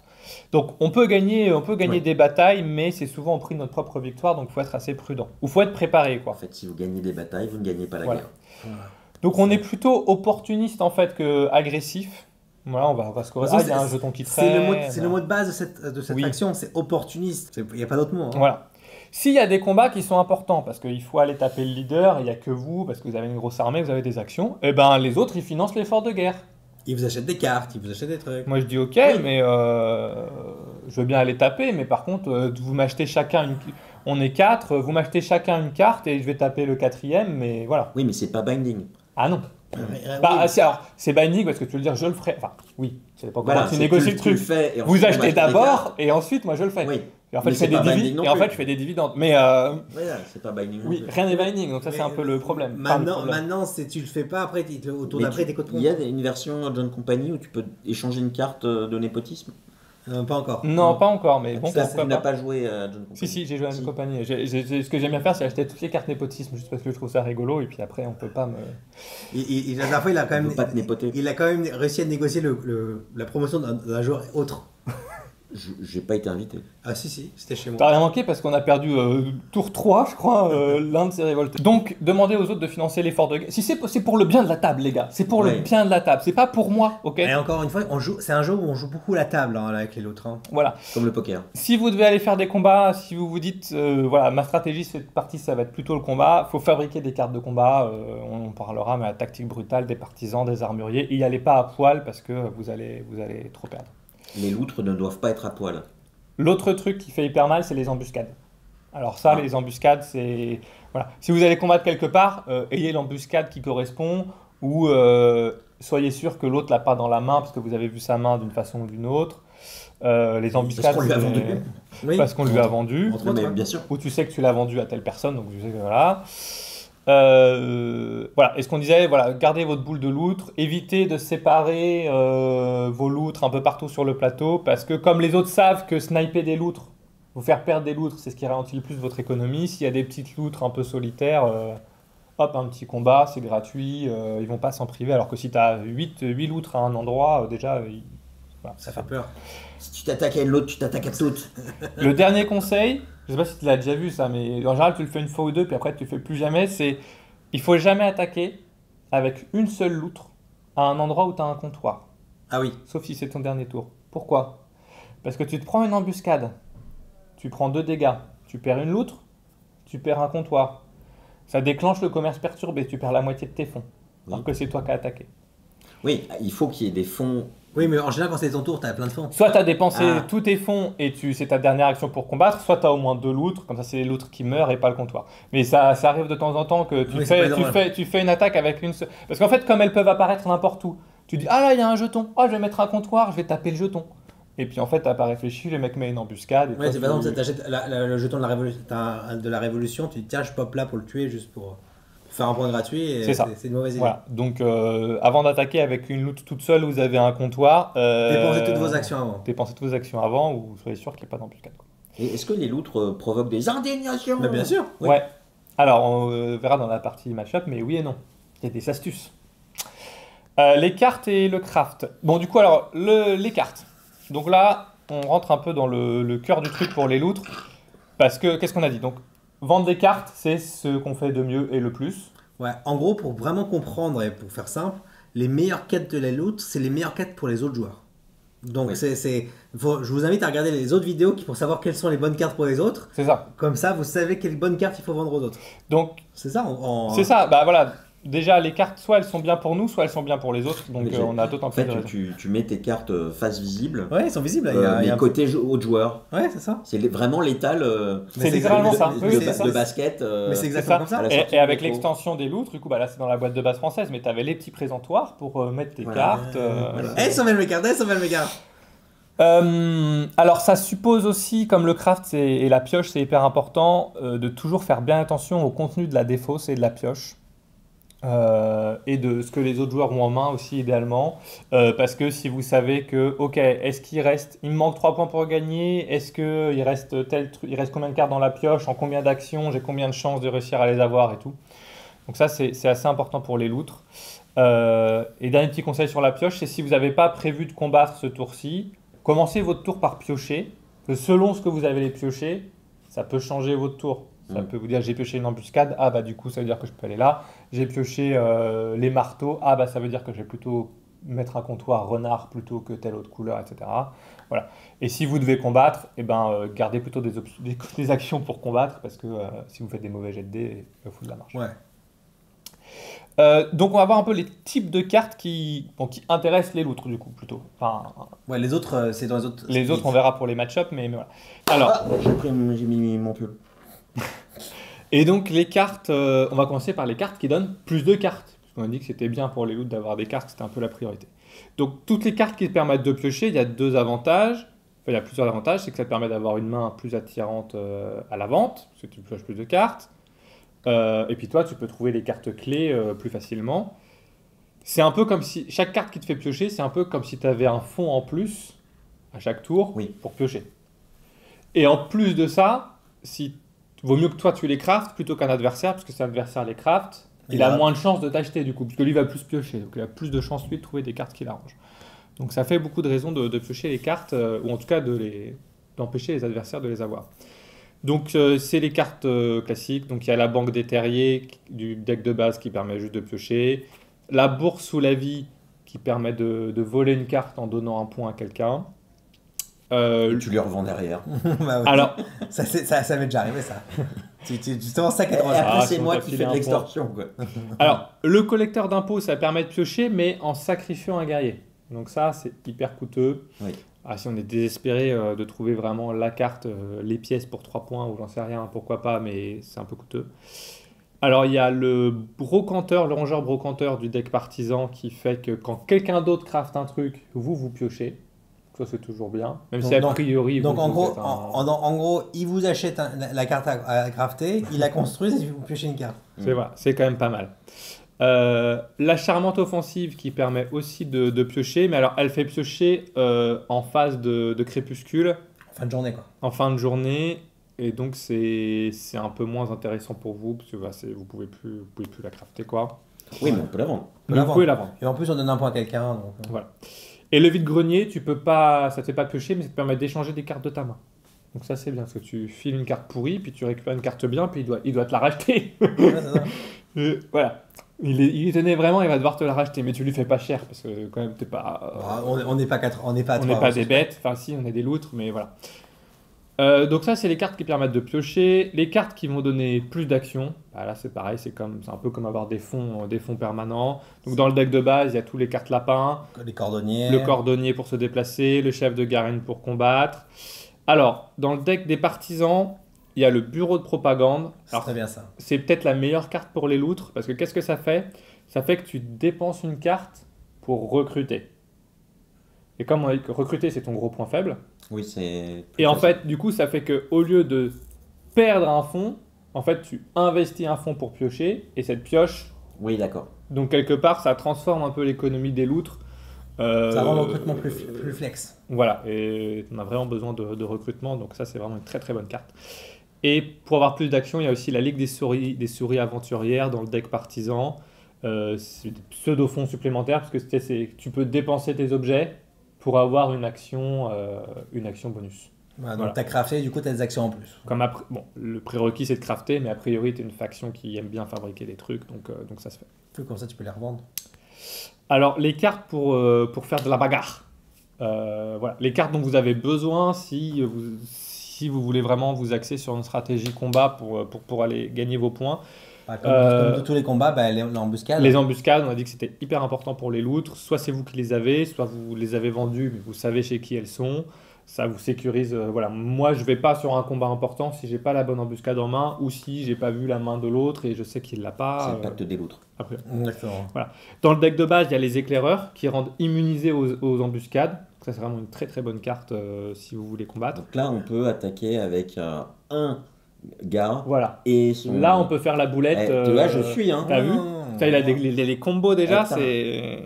Moi, je pense que ça va jouer les loutres prochaine partie. Ouais. On va en parler, mais ça va pas être ma Voilà. faction de prédilection, je pense. D'accord. Parce que visiblement, il faut être méta et puis... Ouais. Mais des fois, ça marche de dire je Non, n'y non, connais faut- rien, achetez-moi, je sais pas jouer. En fait, le truc, c'est que au-delà de... Pour moi, il faut vraiment bien connaître les cartes. Ouais. Et ce qui te manque d'expérience quand tu es nouveau joueur, c'est vraiment la connaissance des cartes. Non seulement les cartes, leurs effets, mais aussi pourquoi les autres factions ont Ouais. besoin de tel type de carte plutôt qu'une autre, ou dans telle circonstance, il leur faut Ouais, telle carte. ouais, ainsi de tout à suite. fait. En défense, il y a les sapeurs et les armuriers classiques. Donc les sapeurs, c'est tu fais une perte en plus. Et les armuriers, c'est t'annules un jet de dégâts que tu te prends. Donc ça, c'est pareil, ça dissuade vraiment beaucoup les gens d'aller attaquer ta boule de loutre. En gros, si tu as ça, et si tu as ça plus une embuscade, En gros, tu sais que tu vas tenir Normalement, t'es- pour t'es les tranquille. non, mais pour tes dividendes qui rapportent 5 points, t'es tranquille. Pour les dividendes, c'est pas mal. Il y a les cartes des partisans. Alors, tu sais, c'est les cartes du deck partisan, du coup, qui font que quand tu as la couleur, par exemple, tu as les partisans lapin, tu fais toujours plus un dégât en lapin, mais tu perds toutes les cartes de ta main qui sont pas lapin, y compris les cartes bleues. Bah, ça, c'est pas trop mal pour les loutres, parce qu'en fait, comme c'est toi qui choisis quand tu pioches et combien tu pioches, tu peux utiliser, et en plus, les partisans, c'est optionnel, donc tu peux faire les combats quand ta main est un peu vide, tu l'utilises les partisans, puis tu pioches après, quoi. Donc ça peut être utile. C'est encore plus utile si c'est la clairière sur laquelle campent vos loutres. Voilà, ça, c'est défensif, du coup, c'est dissuasif aussi. Dans le deck de base, il y a évidemment la tactique brutale. La tactique brutale, c'est tu fais plus un dégât par combat. Tu donnes un point à l'adversaire, mais bon, en général, tu le défonces, donc c'est pas très grave. Donc ça, tactique brutale, c'est la carte à elle seule. Tu l'as, tu peux partir sur une stratégie, avec quelques embuscades, tu peux partir sur une stratégie baston-loutre. Ça se fait. Ça devient viable, quoi. Et la dernière carte en combat... Ah non, il y a deux autres cartes, pardon. Bah, t'as la directive erronée. Directive erronée, donc ça, deck partisan, c'est vachement bien. C'est la carte qui permet de déplacer la moitié des troupes adverses d'une clairière. Oui, ah ouais. Mais du coup, ça te permet quand même d'avoir beaucoup plus de flexibilité. Ça, au dernier tour, vous devez défoncer un tas de bois, pour virer les chats, vous y allez. C'est quand même, ça facilite quand même pas mal les choses. Et les émigrés de la canopée, donc ça, c'est la carte qui t'oblige à chaque tour à faire un déplacement, un combat. Alors ça, c'est plus circonstanciel parce qu'on est obligé de combattre. Et comme on a dit, combattre, ça ne nous arrange pas toujours, c'est coûteux.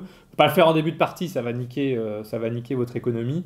Mais en fin de partie, s'il y a plein de petits jetons qui traînent et tout, il reste 2 tours, vous allez combattre parce que c'est la fin, ça peut être utile. Voilà, donc ça, c'est les cartes de combat. Ouais. Alors, après, maintenant, c'est quoi? C'est les cartes qui font plus de points? Les cartes qui nous font gagner des points. Ouais, parce que les points, c'est bien pour en 3. Les points, ouais, parce qu'il faut marquer des points quand même. Bon, toutes les cartes qui permettent de faire des objets.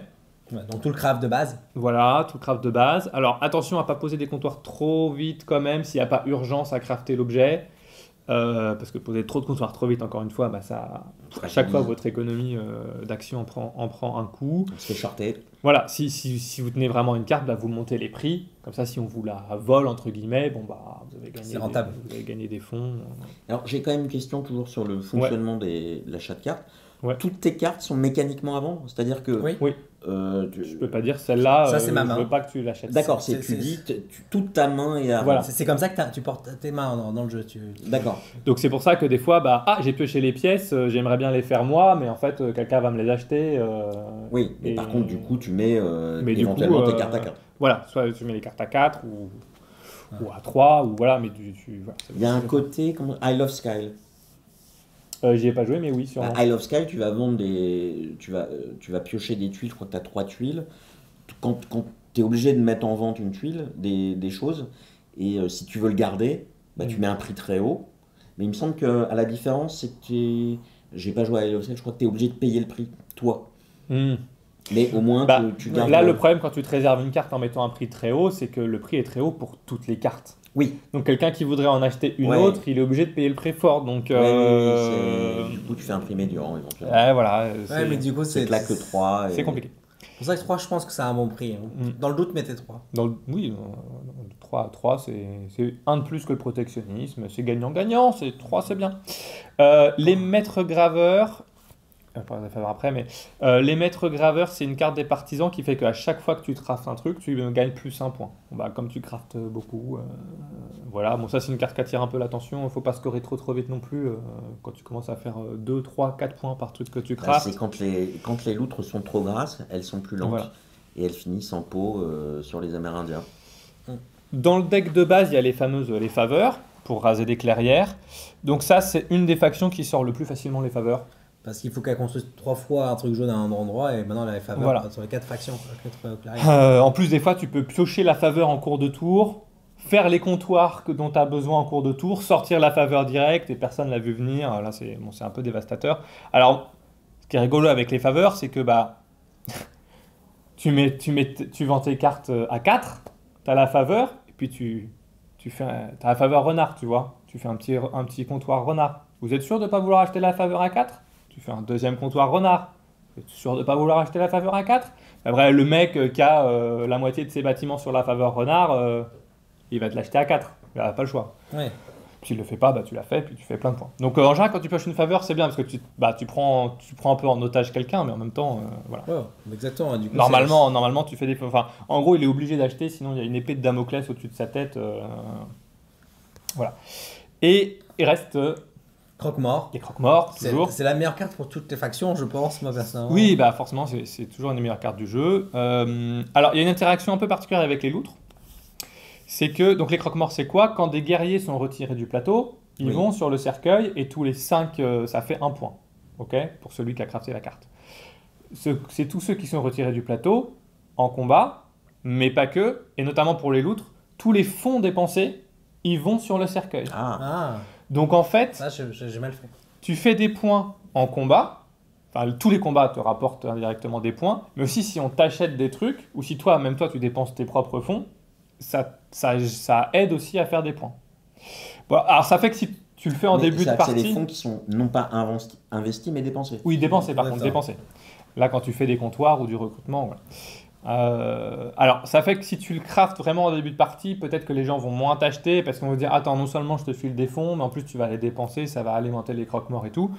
Mais en fin de partie, de toute façon, quand les gens vous achètent plus et que vous allez dépenser vos fonds, c'est tout bénef. Il n'y a pas de. Voilà. Attends, parce que ça veut dire que quand tu fais, si j'ai bien compris, quand tu fais un comptoir, tu fais 2 points. Ouais. Et en plus, tu fais les points avec le croque-mort. Ouais, alors, donc les deux, tu les poses sur ton... Les deux, tu les poses sur le croque-mort. Et quand ça reviendra au tour d'après, si tu en as au moins 5... Ouais, c'est ça. Ouais. Donc si tu fais... C'est presque la moitié d'un point. Ça fait 2 points et demi. Voilà, si tu fais 3 comptoirs... Ouais, ça te fait 1 point. Ça te fait 1 point de plus. C'est ça. Donc t'as fait 11 points. Ouais. 3 x 6, 7. Ouais, 7. Ouais, non, mais les maths sont bonnes. C'est ça. Plus quelques combats. Donc, c'est violent.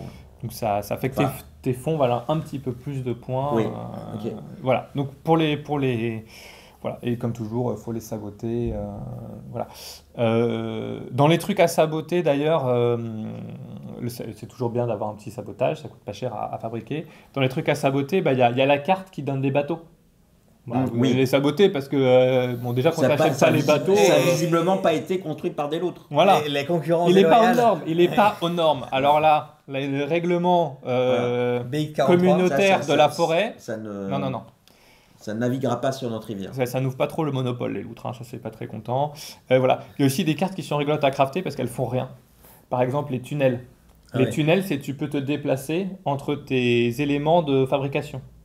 Mais t'as pas d'éléments de fabrication. Bah non. Du coup, t'as tes comptoirs, mais c'est pas tes éléments de fabrication, parce que les éléments de fabrication, c'est ce qu'il y a sur ton plateau. Mais tu peux quand même fabriquer les tunnels, c'est juste ça sert à rien. Non, il y a des cartes qui ne servent à rien pour la loutre. Les bateaux, ça sert à rien. Oui, mais ça, c'est du coup, tu les vends. Oui, non, mais tu les vends, mais c'est juste j'ai vu des gens les fabriquer, c'est rigolo. Et du coup, ils se disent ah, mais maintenant je peux faire ça, tu dis bah non. Ou tu les exportes. Voilà, ça c'était les cartes.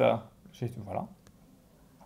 Et donc le plan de jeu un peu général. Donc là on a vu plein de trucs un peu, voilà, l'économie, les axes stratégiques, les cartes. Donc vous savez presque jouer. On va un peu tout consolider pour faire un truc un plan de jeu un peu typique, mais voilà, gardez en tête que les loutres c'est très flexible. Alors les loutres c'est une faction, c'est bien pour jouer tard dans le tour, parce que en général c'est mieux d'être tôt dans le premier joueur parce que c'est une course. Donc voilà. Mais les loutres, pourquoi? Parce qu'avec ce qu'on a dit, c'est tous les achats qu'on te fait avant ton tour, c'est du pur bonus. Mais alors, tu as des prix qui sont fixés avant à ta mise en place, en fait, tu choisis ton prix de mise en place. Tu as le droit de mettre 4 si tu veux. Voilà, mais il vaut mieux pas le faire. Voilà. Donc si vous draftez les loutres, bon par contre, draftez les loutres à une table où il y a des acheteurs. Hein. On verra les factions. Mais, il y a des factions qui fondamentalement ont du mal à acheter. Voilà. Si vous faites une partie avec deux vagabonds... Oui, j'allais te dire comment un vagabond achète. Eh ben, on en parlera, mais il y a des petites astuces. Et en vrai, il retourne des objets. Avec ces objets. D'accord. Et du coup, tu prends tes propres trucs. Mais ça revient un peu problème. On commence avec 4 loutres. Alors, ne faites pas 2 loutres et 2 loutres, ou une loutre sur chaque rivière. Non, c'est les 4 loutres, elles vont au même endroit. Il n'y a pas de débat, ne dites pas les 4 loutres, elles vont au même endroit. Voilà, par rapport à ce que vous les avez crafté aussi, vous mettez là-dessus. Vous mettez sur par exemple... Parce que ça coûte cher de perdre une loutre. Par exemple, la garotte sur lapin ou la garotte sur renard, comme vous voulez. Pourquoi il faut regrouper ces loutres? Parce que là, sinon, si elles sont divisées, on va vous les sniper. C'est plus tentant. Et aussi, ça vous permet de faire des dividendes. Ça vous laisse la porte ouverte aux dividendes. Parce que vous n'allez pas faire des dividendes avec 2 loutres sur votre comptoir. Hein. Ou 3 si vous en recrutez une. Mais Ouais, c'est mieux d'avoir 4 loutres au même il endroit. vaut mieux avoir 4 loutres, donc une cinquième quand vous faites le comptoir pour faire les dividendes. 5 loutres en début de partie, ça va, ça protège le truc. Ouais. 2-3, ça le fait pas. Donc comme tu dis, après, sur quelle clairière on se place, on regarde sa main, hein, a priori. Ou dans le doute, alors moi je pense qu'avec le deck, je pense que le renard c'est la couleur la moins intéressante, mais bon, c'est à la marge, c'est à la marge en termes de couleur. Et surtout aussi la proximité du coup avec les factions agressives. Faut pas se mettre près. S'il y a un oiseau qui ouvre charismatique, s'il y a les rats, vous vous mettez pas à portée Oui, il faut se mettre. de patates quoi. Mettez-vous intelligemment au bon endroit. Voilà. Parce qu'on ne veut pas se faire taper au début, surtout si on fait des dividendes. Et les prix de départ, si vous ne savez pas, vous mettez tout à 2 pour qu'on vous achète un peu avant votre tour. On a dit la stratégie mettre des cartes à 1. Bon, vous testez, hein, vous nous dites, mais... Je pense pas que moi, concrètement, moi je mets à 3. Ouais, en vrai, moi je peux mettre à... Si j'ai des gros acheteurs et des bonnes cartes, où j'ai des cartes bleues, les oiseaux, j'ai les lézards, je sais qu'à 3, il y en a un qui va m'acheter, enfin, normalement. Voilà, donc ça c'est la mise en place. Après, qu'est-ce que vous faites à votre premier tour? Donc, le premier tour, par défaut, c'est vous piocher. Piochez autant que possible. Il faut que vous... 5 cartes. Laissez-nous. Ouais, ou même plus, vous piochez au-delà de 5, vous piochez jusqu'à ce que vous ayez une main qu'elle est bien. Plus la main elle sera bien, plus vous aurez de chances d'avoir des achats. Et les fonds en début de partie, on a dit que c'était les plus importants et les plus précieux. Ouais. Et puis c'est là où les gens, il n'y a pas de leader pour l'instant, donc on va peut-être vous acheter. Donc c'est maintenant qu'il faut vraiment Ce qui est marrant, c'est qu'ils vous achètent plus facilement. avoir des bons produits. Ils vous achètent plus facilement au début du jeu où c'est le plus intéressant pour vous. Ouais. Alors qu'à la fin, quand vous gagnez, c'est pas grave si vous achetez ou pas, mais Voilà, vous- sauf que 2 actions. Bah oui, mais parce que c'est. Non, mais c'est ça qui est drôle. Oui, mais c'est vrai. Voilà. Si on vous a fait plusieurs achats, que vous avez un surplus de fonds, c'est là que vous envisagez à faire des dividendes. Vous pouvez envisager de faire un comptoir et du coup garder 2 ou 4 fonds en dividendes pendant... voilà. Mais c'est pas un souci de faire rien d'autre que piocher pendant un tour ou 2. Mm. Ok. Souvent, c'est ce qui se passe avec les loutres, elles font rien le premier tour, 2 tours, voilà. Les feignants. Ou alors elles font un taquet au vagabond au passage s'il n'est pas loin, mais voilà. Voilà. Sauf si vous avez un truc très très utile à crafter, vous avez genre une très bonne carte, comme on a dit, les armuriers ou machin et tout, Ouais. ça peut être votre plan de... Mais sinon, vous n'êtes pas pressé de faire les comptoirs, puisqu'on a dit ça vaut 2 points en début de partie, mais ça vaut 2 points en fin de partie aussi, donc par contre, Oui. vous perdez des actions. Donc, voilà. Le milieu de partie, donc c'est là que ça s'ouvre complètement, et qu'il va falloir un peu vous adapter à ce qui se passe autour de la table. L'état d'esprit, c'est vous continuez d'accumuler des fonds, continuez à faire des trucs que si c'est utile, vous dépensez que quand c'est nécessaire. Si Comme dans la vie. Et Voilà. par exemple, la seule exception de faire des comptoirs assez tôt, moi ce que j'ai remarqué, Ouais. c'est si quelqu'un il t'achète une carte, il dit regarde, tu m'achètes une carte mais je te rends tes trucs au tour d'après. Et tu le fais, si tu le fais une fois au début, il y a une forte chance qu'il t'en rachète au tour d'après. Après là, tu lui rends pas. Ouais, bon, ouais, on en parlera à la partie négociation et ça peut effectivement être voilà. Vous faites grossir votre boule de loutre, vous faites vos petits points opportunistes, un petit de sympathie qui traîne, vous tapez, etc. En plus, tu peux dire regarde, je te fais un comptoir, après tu peux le casser si tu veux, il n'y a aucun problème. Tu peux C'est vrai. Je te donne un point, je suis sympa. c'est gentil. Voilà, si vous voyez que vous êtes en retard en termes de tempo, que vous n'avez pas assez de fonds, c'est là que vous négociez avec les autres pour arrêter celui qui est en tête. Vous vendez vos mercenaires, vous faites des trucs, vous dites financez la guerre, moi je vais l'arrêter, etc. Et au contraire, si vous êtes super riche, alors là vous êtes la cible à abattre. Donc éventuellement, peut-être vous jouez de façon sous-optimale, vous dépensez un peu des fonds. Parce que quand vous commencez à avoir 12 fonds, les gens font ouais, la loutre, elle a plein de fonds, elle a gagné, c'est sûr. Tu fais non, regarde, j'ai pas 12 fonds. Tu fais un ou deux comptoirs. Faut quand même pas passer en tête au point, mais voilà. Faut jouer juste à la limite pour être juste deuxième. Il faut prendre la spie au dernier tour. Et comme c'est le conseil donné pour chaque faction, soyez juste deuxième. Tout le monde essaie d'être juste deuxième. Le milieu de partie, après 3, 4, 5 tours, c'est là aussi où on arrête de rendre des fonds. Bah oui. On arrête d'être sympa, de favoriser le commerce, tout ça. Non, là on m'achète des trucs, je garde. Je garde les fonds. Non, c'est pour ça que j'ai dit au début. Oui, non, mais voilà. C'est comme ça, ils vous Ah, rachètent. sauf si vraiment il y a un cas de force majeure, vous rendez les fonds, mais je veux dire, là, faut les garder. Parce que tout le monde monte en puissance, si vous rendez vos fonds, Vous baissez en puissance. voilà, vous stagnez en tout cas. C'est mathématique. Donc là, on a réussi à arriver à la fin de partie avec des fonds, c'est trop bien. Donc, vers le dernier tour, vous montez tous les prix à 4. Ok, en fin de partie, vous montez tous les prix à 4. Éventuellement, même, vous arrêtez de piocher. sauf si vous manque du craft et c'est que ça qui va vous faire gagner. Mais l'idée, c'est de plus vendre de trucs.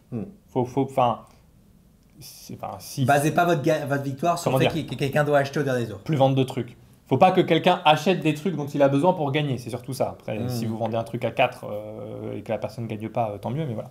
Donc l'objectif de fin de partie, pour vous, c'est d'être arrivé entre 18, 20, 22 points, avec au moins une bonne dizaine, voire 12 fonds en stock.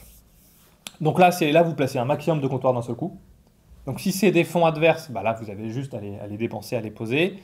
Si c'est vos propres fonds, normalement, vous êtes laissé les emplacements sur la rivière, comme on avait dit. Vous descendez la rivière, clac, vous posez un comptoir, etc. Vos déplacements. Et après, si vous manque encore quelques points, vous craftez, vous tapez.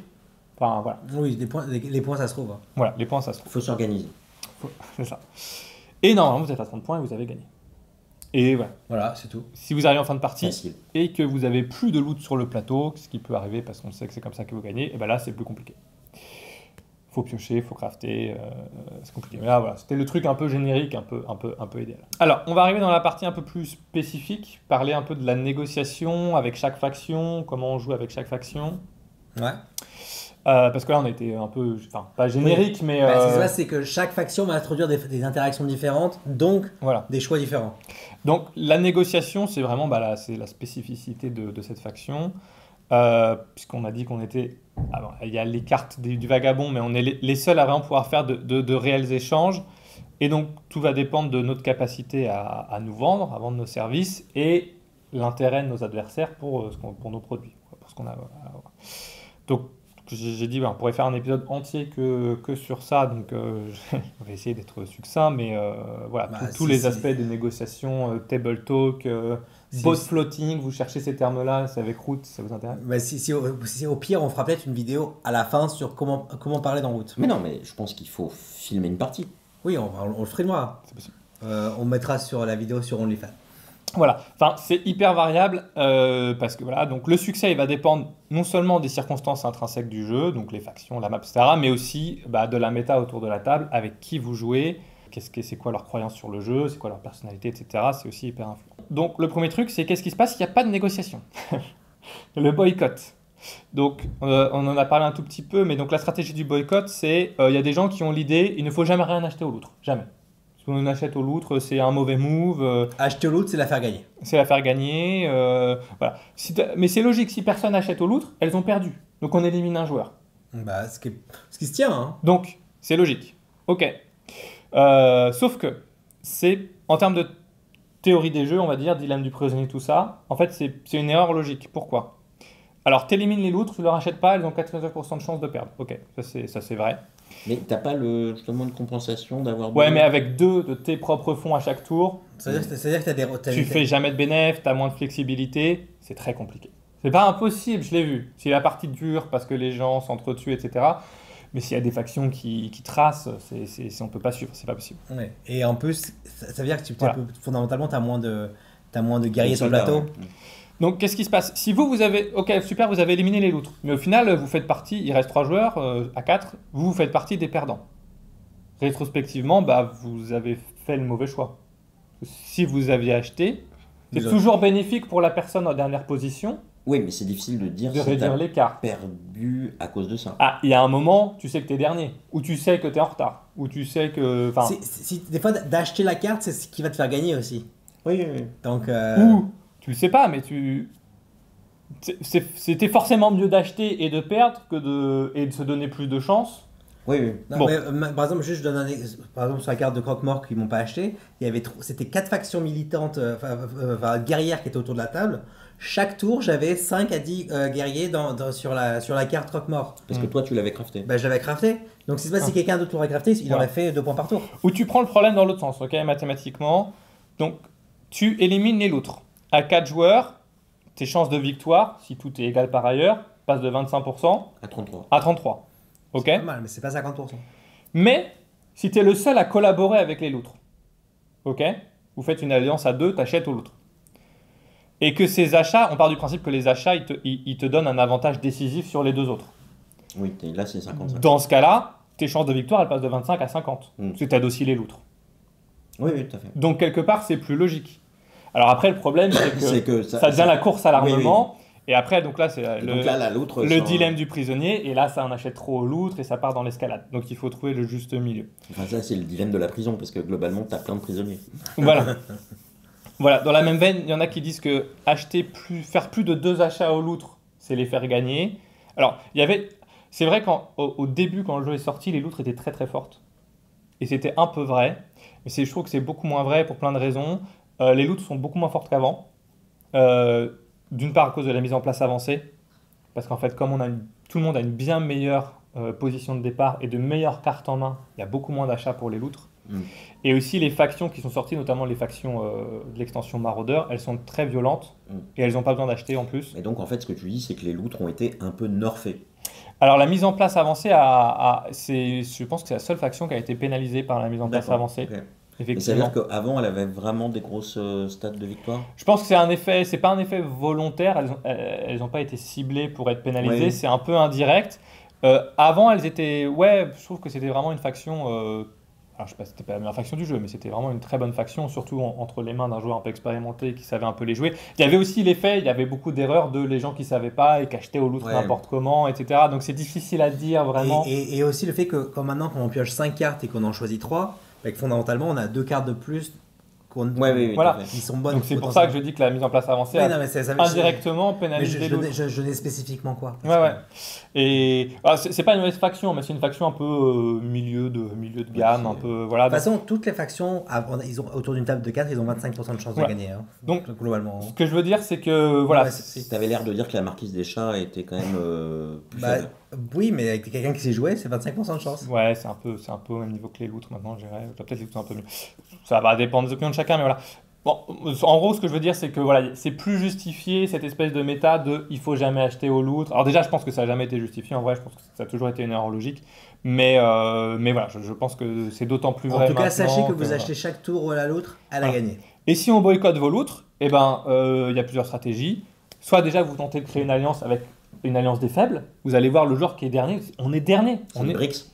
On est dernier. Regarde, achète-moi, je te fais des prix faibles, tu m'achètes, on essaie de revenir dans la partie. Ou, l'inverse, tu vas voir le plus fort. Tu lui dis, bah, toi, t'as gagné, tu es en tête, et ben regarde, t'as besoin de telle carte, je te la vends à 1. Tant pis, les autres, ils veulent pas m'acheter, moi, je flingue la partie.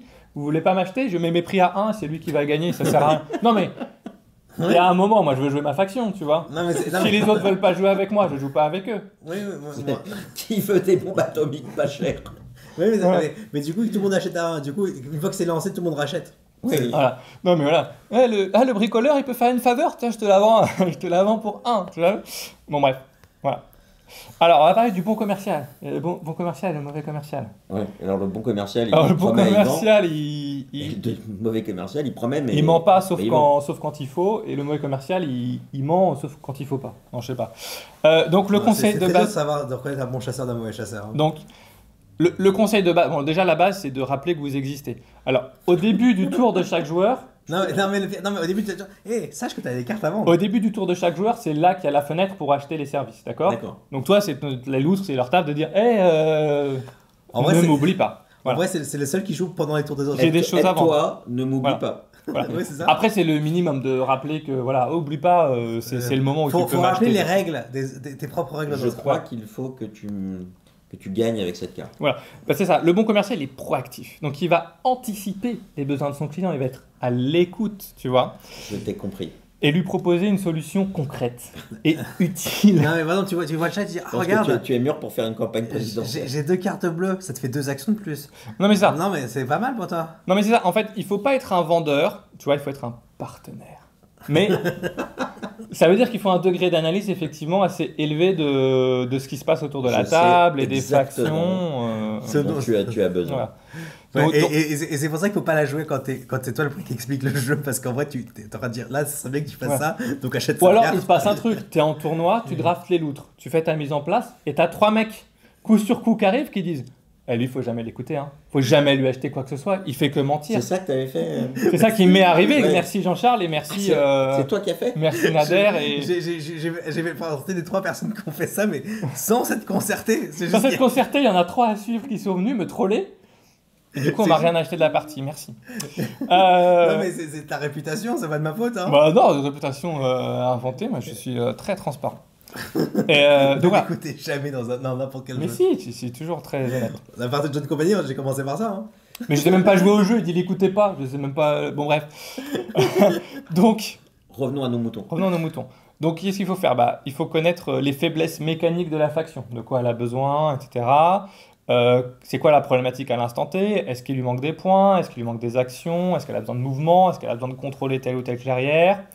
Est-ce qu'elle a peur de quelque chose? Elle s'est dit, bah, tel joueur il est trop en avance, moi je suis trop lent dans mon tempo, j'ai peur qu'on m'attaque à tel endroit, il me faudrait une embuscade, etc. Donc il faut constamment réévaluer en fait la position de chacun sur le plateau pour Toi, t'es une taupe de quelle couleur? proposer des trucs. T'auras peut-être besoin d'une carte jaune pour révéler ton ministre. Ouais, ouais, non, donc plus tu as d'informations, bah, plus tu peux proposer des choses qui font sens. Et voilà, le plus convaincant pour moi, pas pour tout le monde, mais c'est on vient me proposer un truc, c'est rationnel, c'est concret, c'est efficace. Je sais que voilà, on me dit je te vends ça, il va se passer ça. Je dis ah bah oui, c'est vrai. Et puis la loutre essaie pas de résoudre son problème à elle indirectement. Moi, ça m'aide. Donc c'est ça, si tu m'achètes une embuscade, regarde, achète-moi cette embuscade, tu peux aller combattre tel perchoir en renard, comme ça le met en crise et toi tu fais les points. Voilà, si tu prends les bateaux, oh, regarde, tu peux traverser la map hiver si tu prends les bateaux, vaut mieux que tu construises là-bas parce que là, regarde, compte, dans 2 manches, dans 2 tours, tu es bloqué, tu peux plus construire, donc va plutôt de l'autre côté. Voilà. Et alors moi je réponds, mais donc si je t'écoute, je vais gagner. Bah oui. Oui, Mais pourquoi tu me donnes tous ces parce que conseils j'augmente tes chances de gagner, mais j'augmente les miennes aussi, c'est gagnant-gagnant. Voilà. Mais il y a un seul gagnant à la fin. Ah bah, Oui, ce mais sera ça- un de nous deux, c'est pas ce sera un grave. de nous deux, mais au moins je serais content d'avoir fait gagner. Voilà.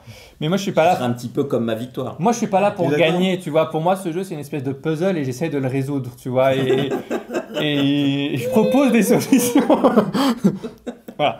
Alors après, du coup, bah, il y a le facteur humain. Parce que voilà, tu peux te proposer des trucs rationnels, Je mais sais tu pas joues si pas, tu joues pas avec des IA. Donc, ça va aussi dépendre de l'interlocuteur, de l'ambiance sur de la table. On a dit, il y en a qui détestent les loutres, qui veulent jamais leur parler. Il y Tu en a peux qui détestent Jean-Charles. Tu peux faire des ventes sur l'irrationnel. Par exemple, il y a des joueurs qui aiment bien prendre des risques, qui sont greedy, qui aiment bien taper, qui sont violents, ou qui veulent se venger. Il y a des joueurs qui aiment bien Oui. se venger. Ouais. D'une partie Une d'un partie autre jeu. d'avant, ou de ce qui s'est passé. Tu Ouais, dis, oh tu- regarde, il t'a tapé. Et regarde, franchement, je te mets les mercenaires pas chers, tu Tu les tapes.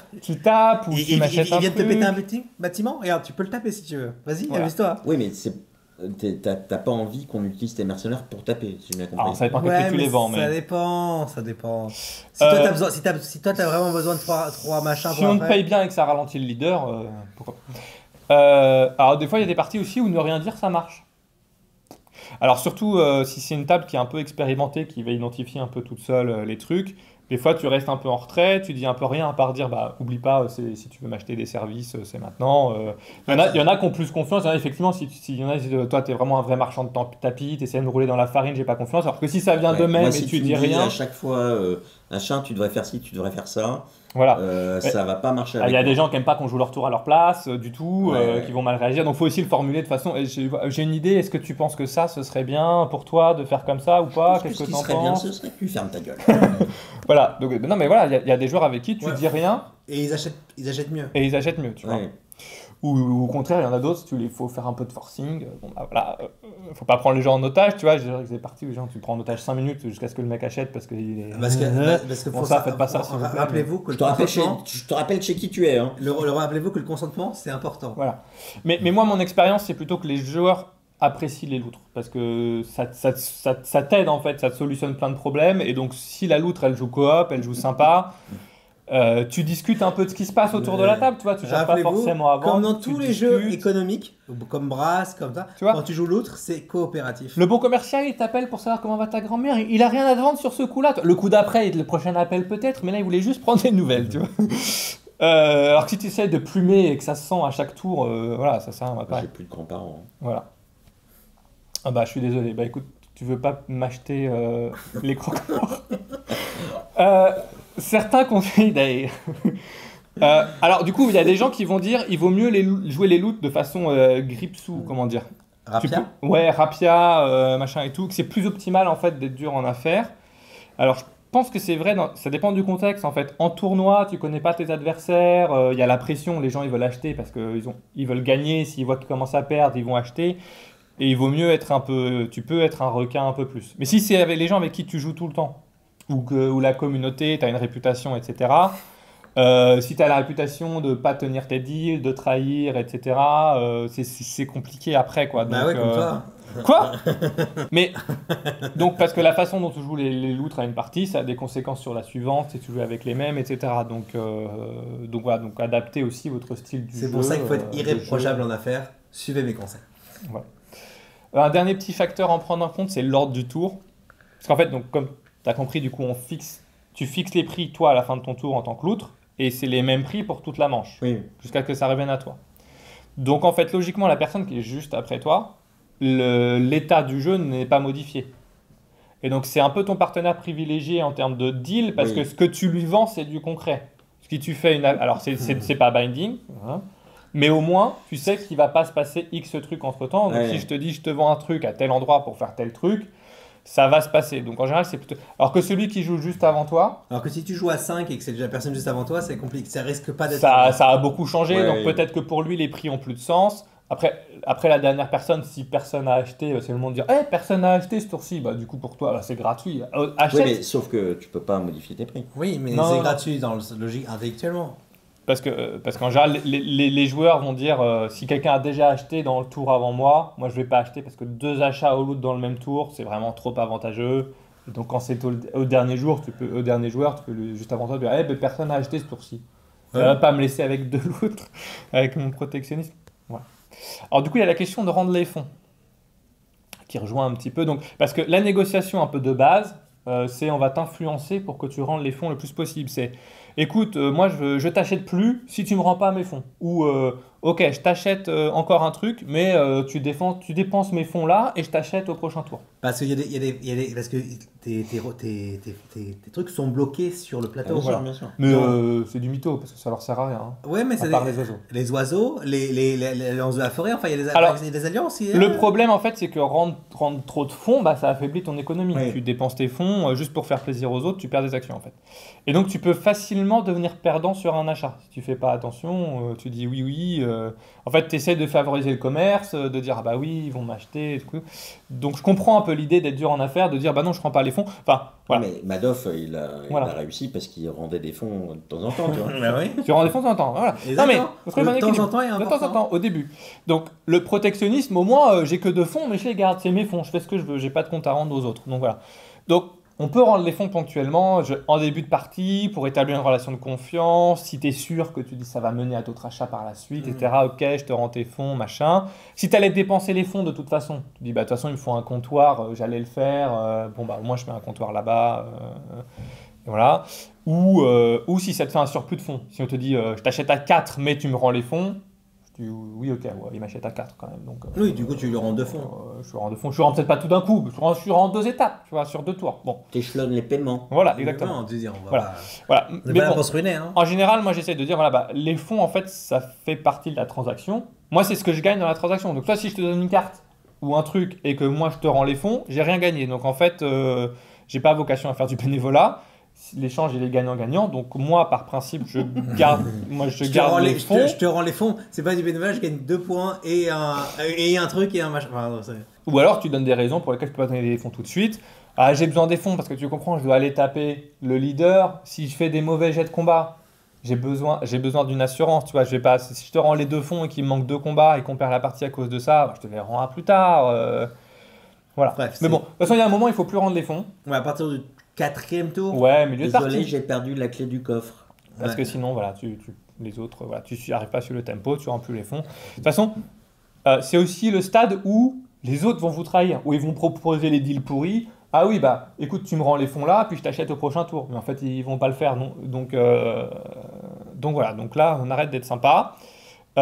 Et pareil, ceux qui prétendent qu'ils vont plus acheter, c'est pas vrai en fait. En gros, soit ceux qui disent non mais je vais plus acheter si tu me rends pas les fonds. Ah, de toute façon, soit il allait plus acheter, Soit il va perdre. soit il a besoin d'acheter et il va le faire que tu lui rendes les fonds ou pas. Donc c'est un peu un bluff un peu pourri. On dit non mais de toute façon si tu as besoin d'une carte, si tu as besoin d'un truc, tu vas l'acheter à ce stade de la partie. Donc voilà.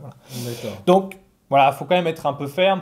En tout cas, faut pas accepter n'importe quel deal sous prétexte que Le mec ça fait essaye du de commerce s'imposer, et ouais. qu'on est sympa. Voilà, faut savoir Parce qu'il y a reconnaître. pire que les vendeurs, il y a les acheteurs. C'est pas faux. D'ailleurs, en parlant d'acheteurs, c'est qui les bons clients? Alors, on va parler des match-up, les match-up, mais effectivement, d'un point de vue commercial, qui Oui, sont qui sont les bons clients, qui nos sont les bons bons clients. Alors, les bons clients, c'est qui les bonnes poires? Alors, donc la marquise, les chats, eux, c'est vraiment parmi les meilleurs clients. Ok, on est dans le haut du panier parce que leur problème, c'est qu'ils n'ont pas assez d'actions, donc ils ont besoin de cartes bleues, et nous, on peut leur vendre des cartes bleues. Voilà. Parce que du coup, c'est un peu nous la banque, on leur vend des cartes bleues. Ils peuvent aussi ponctuellement avoir besoin de problèmes de contrôle pour acheminer leur bois, pour construire, etc. Donc ils peuvent acheter les mercenaires, ou on peut leur faire une extorsion en mettant nos loutres sur leur bois. Mais Ou les bateaux aussi pour. les patrons en début de partie sont en mancha, ou les bateaux ponctuellement. Ouais, pour la même raison Ouais. Après, le problème, c'est qu'ils utilisent les bateaux une fois, puis après, leur bois, il est quand même coupé. Mais si ça leur permet d'accéder à une autre partie, de repartir, bon, c'est possible. En fin de partie, ils font des gros tas de bois. Bah, c'est là où vous allez faire vos points. S'il y a plein de bois, plein de bâtiments à une clairière, hop, un petit faux ordre. Bon, voilà. Si vous avez votre pool de loot, de toute façon, ça va En passer. gros, ça c'est une bonne faction pour prendre les loutres. Un autre ami? Alors, la canopée, donc les oiseaux, c'est aussi des bons clients. Ils vont pouvoir acheter des cartes. Ils ont besoin de cartes pour leur décret, parce qu'ils mettent des cartes dans leur décret à chaque tour. Au début, ils n'ont pas beaucoup de pioches. En particulier des cartes bleues, parce que ça leur offre plus de flexibilité, mais pas que.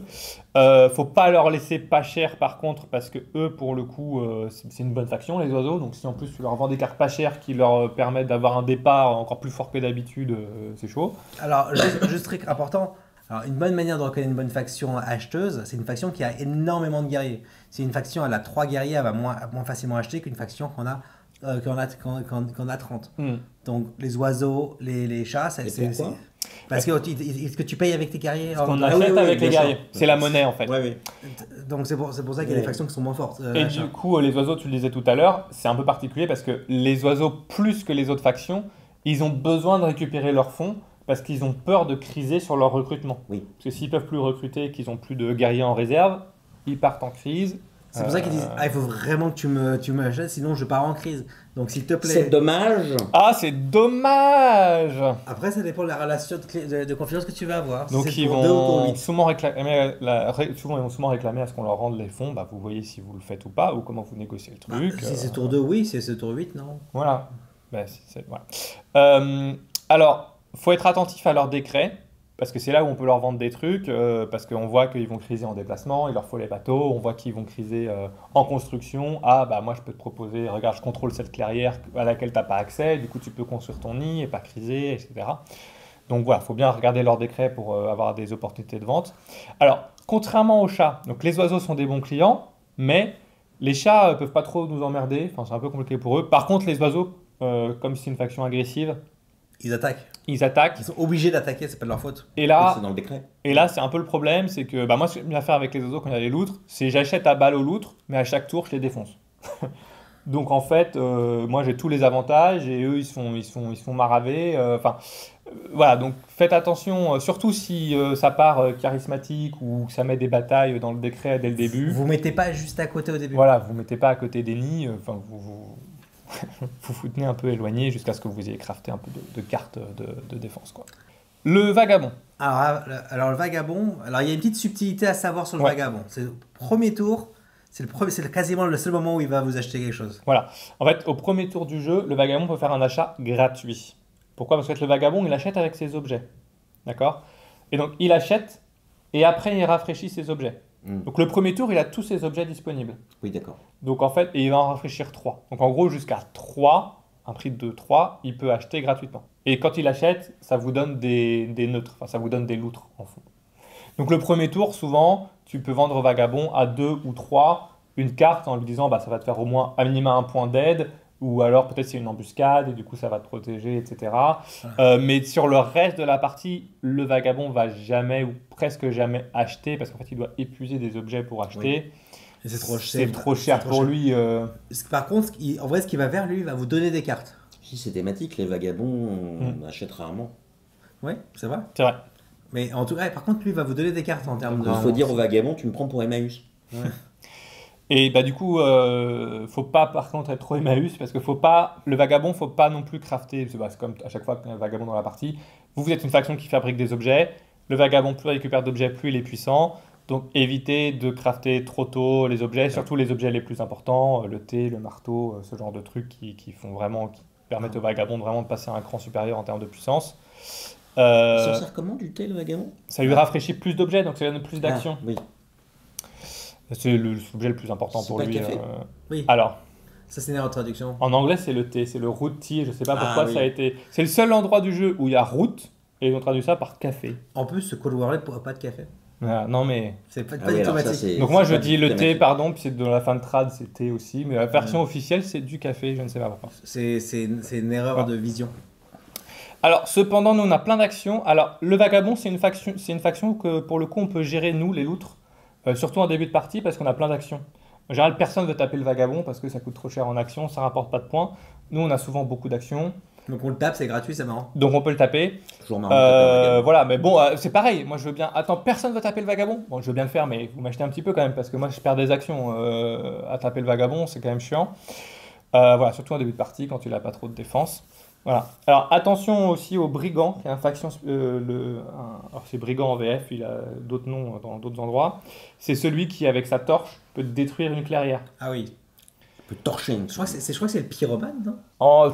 Dans les règles officielles, c'est le brigand. Après, Ah, ok. je sais pas, dans l'application, c'est peut-être différent. Sur Tabletop, c'est peut-être différent. Bref. Je sais plus. C'est le pompier.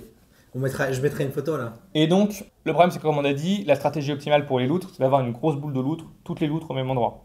Bon, bah, si c'est la clairière qui crame, on perd tout. Donc, c'est peut-être le seul cas de figure où, peut-être, là, je ferais peut-être 2 ou 3 armées de loutres un peu différentes. Ouais. Parce qu'au cas où ils crament, j'évite un petit peu les clairières principales, centrales, parce que je vais pas me faire cramer, quoi. Et c'est un peu trop tentant pour le brigand. Alors, l'Alliance. Alors Alliance, c'est une faction qui a peu de. Ils ont une dizaine Bah, de. c'est les pires acheteurs du jeu. Voilà, ils Hein, vont peut-être acheter franchement. un truc une fois, mais uniquement si ça leur sauve la vie. Mais, Mais ils vont jamais normalement. normalement jamais. En fait, ils ont que 10 guerriers. Et donc, le moins de guerriers perdus. Enfin, en gros, si la loutre retient en otage Ouais. un ou deux guerriers, c'est perdu. Enfin, l'Alliance a presque aucune chance. Donc, ils vont normalement pas acheter. Ça m'est arrivé une fois. Oui, parce qu'ils avaient la carte qui faisait gagner 3 points. Mais L'Alliance m'a acheté. Je lui ai rendu les fonds parce que j'avais eu un autre achat. Donc, ça m'a dit écoute, tu m'achètes à 2, je te les rends tout de suite. Voilà. Oui. Mais bon, en général, ils vous font pas confiance. Ils ont raison. Je me demande pourquoi. hein. Il faut jamais faire confiance à Sébastien. Voilà. Alors vous avez la force de frappe pour sortir une base. Ça prend beaucoup d'actions de taper les bases, puisqu'on prend le pire dé quand on attaque. Encore une fois, ça risque de ruiner votre économie, vous allez faire des pertes, etc. Donc faites-vous payer pour sortir les bases, personne d'autre voudra le faire. Alors la petite astuce par rapport à la sympathie. Si y a de la sympathie sur la rivière, hop, tu peux recruter directement sur la sympathie et la taper. Comme ça, tu déclenches pas L'indignation. l'indignation. Indignation Sur tu- le déplacement, tu la déclenches sur le combat, mais pas sur le déplacement. Mm. Donc c'est un petit peu plus efficace, puis ça vous rapporte un point. Ça peut être un des cas où recruter, dépenser un fonds pour recruter, éventuellement, ça rapporte un point. Donc, bon. Voilà. Alors il y a la stratégie de camper ces loutres sur la base rebelle. Alors là, ça va les ralentir, c'est sûr, mais bon, le risque, c'est que quelqu'un achète les mercenaires et Oui, vous fait vous entretuer. Vous allez prendre pas mal de pertes, voilà. Et il ne faut pas sortir de la rivière pour faire ça. Ouais. Donc si vous faites ça, mettez les mercenaires à 4 au moins, comme ça, si c'est la boucherie, vous serez un peu compensé. Les lézards. Donc on disait, c'est la faction qui est sortie dans l'extension. Ouais, avec. Dans l'extension de base, on va dire. C'est l'extension de base qui est sortie avec le Kickstarter, mais c'est une extension. C'est dans le jeu de base de la VF. C'est pour ça que j'ai dit l'extension de base, comme ça c'est une phrase qui Voilà. veut dire ce que je dis. Comme les positif. experts pour tous. Et donc forcément, il y a des synergies qui ont été anticipées entre les deux. Donc les lézards, c'est vos meilleurs amis. C'est les meilleurs acheteurs du jeu, je pense, pour les loutres. Ils ont plein de guerriers. Plein de- En fait, personne n'a plus besoin de vos cartes et personne n'en profite plus que les lézards. Ils ont vraiment aucune raison de ne pas acheter. Enfin, un lézard qui n'achète pas aux loutres, moi je ne comprends pas, il veut juste perdre. Enfin, voilà. Donc voilà, vous discutez avec eux, vous êtes sympa, de quelle couleur tu as besoin, de quel paria tu as besoin, voilà. Parce que, alors, on peut beaucoup contrôler les parias, Oui. puisqu'on pioche beaucoup, on défausse beaucoup. Donc en général, c'est nous qui décidons de la couleur des parias.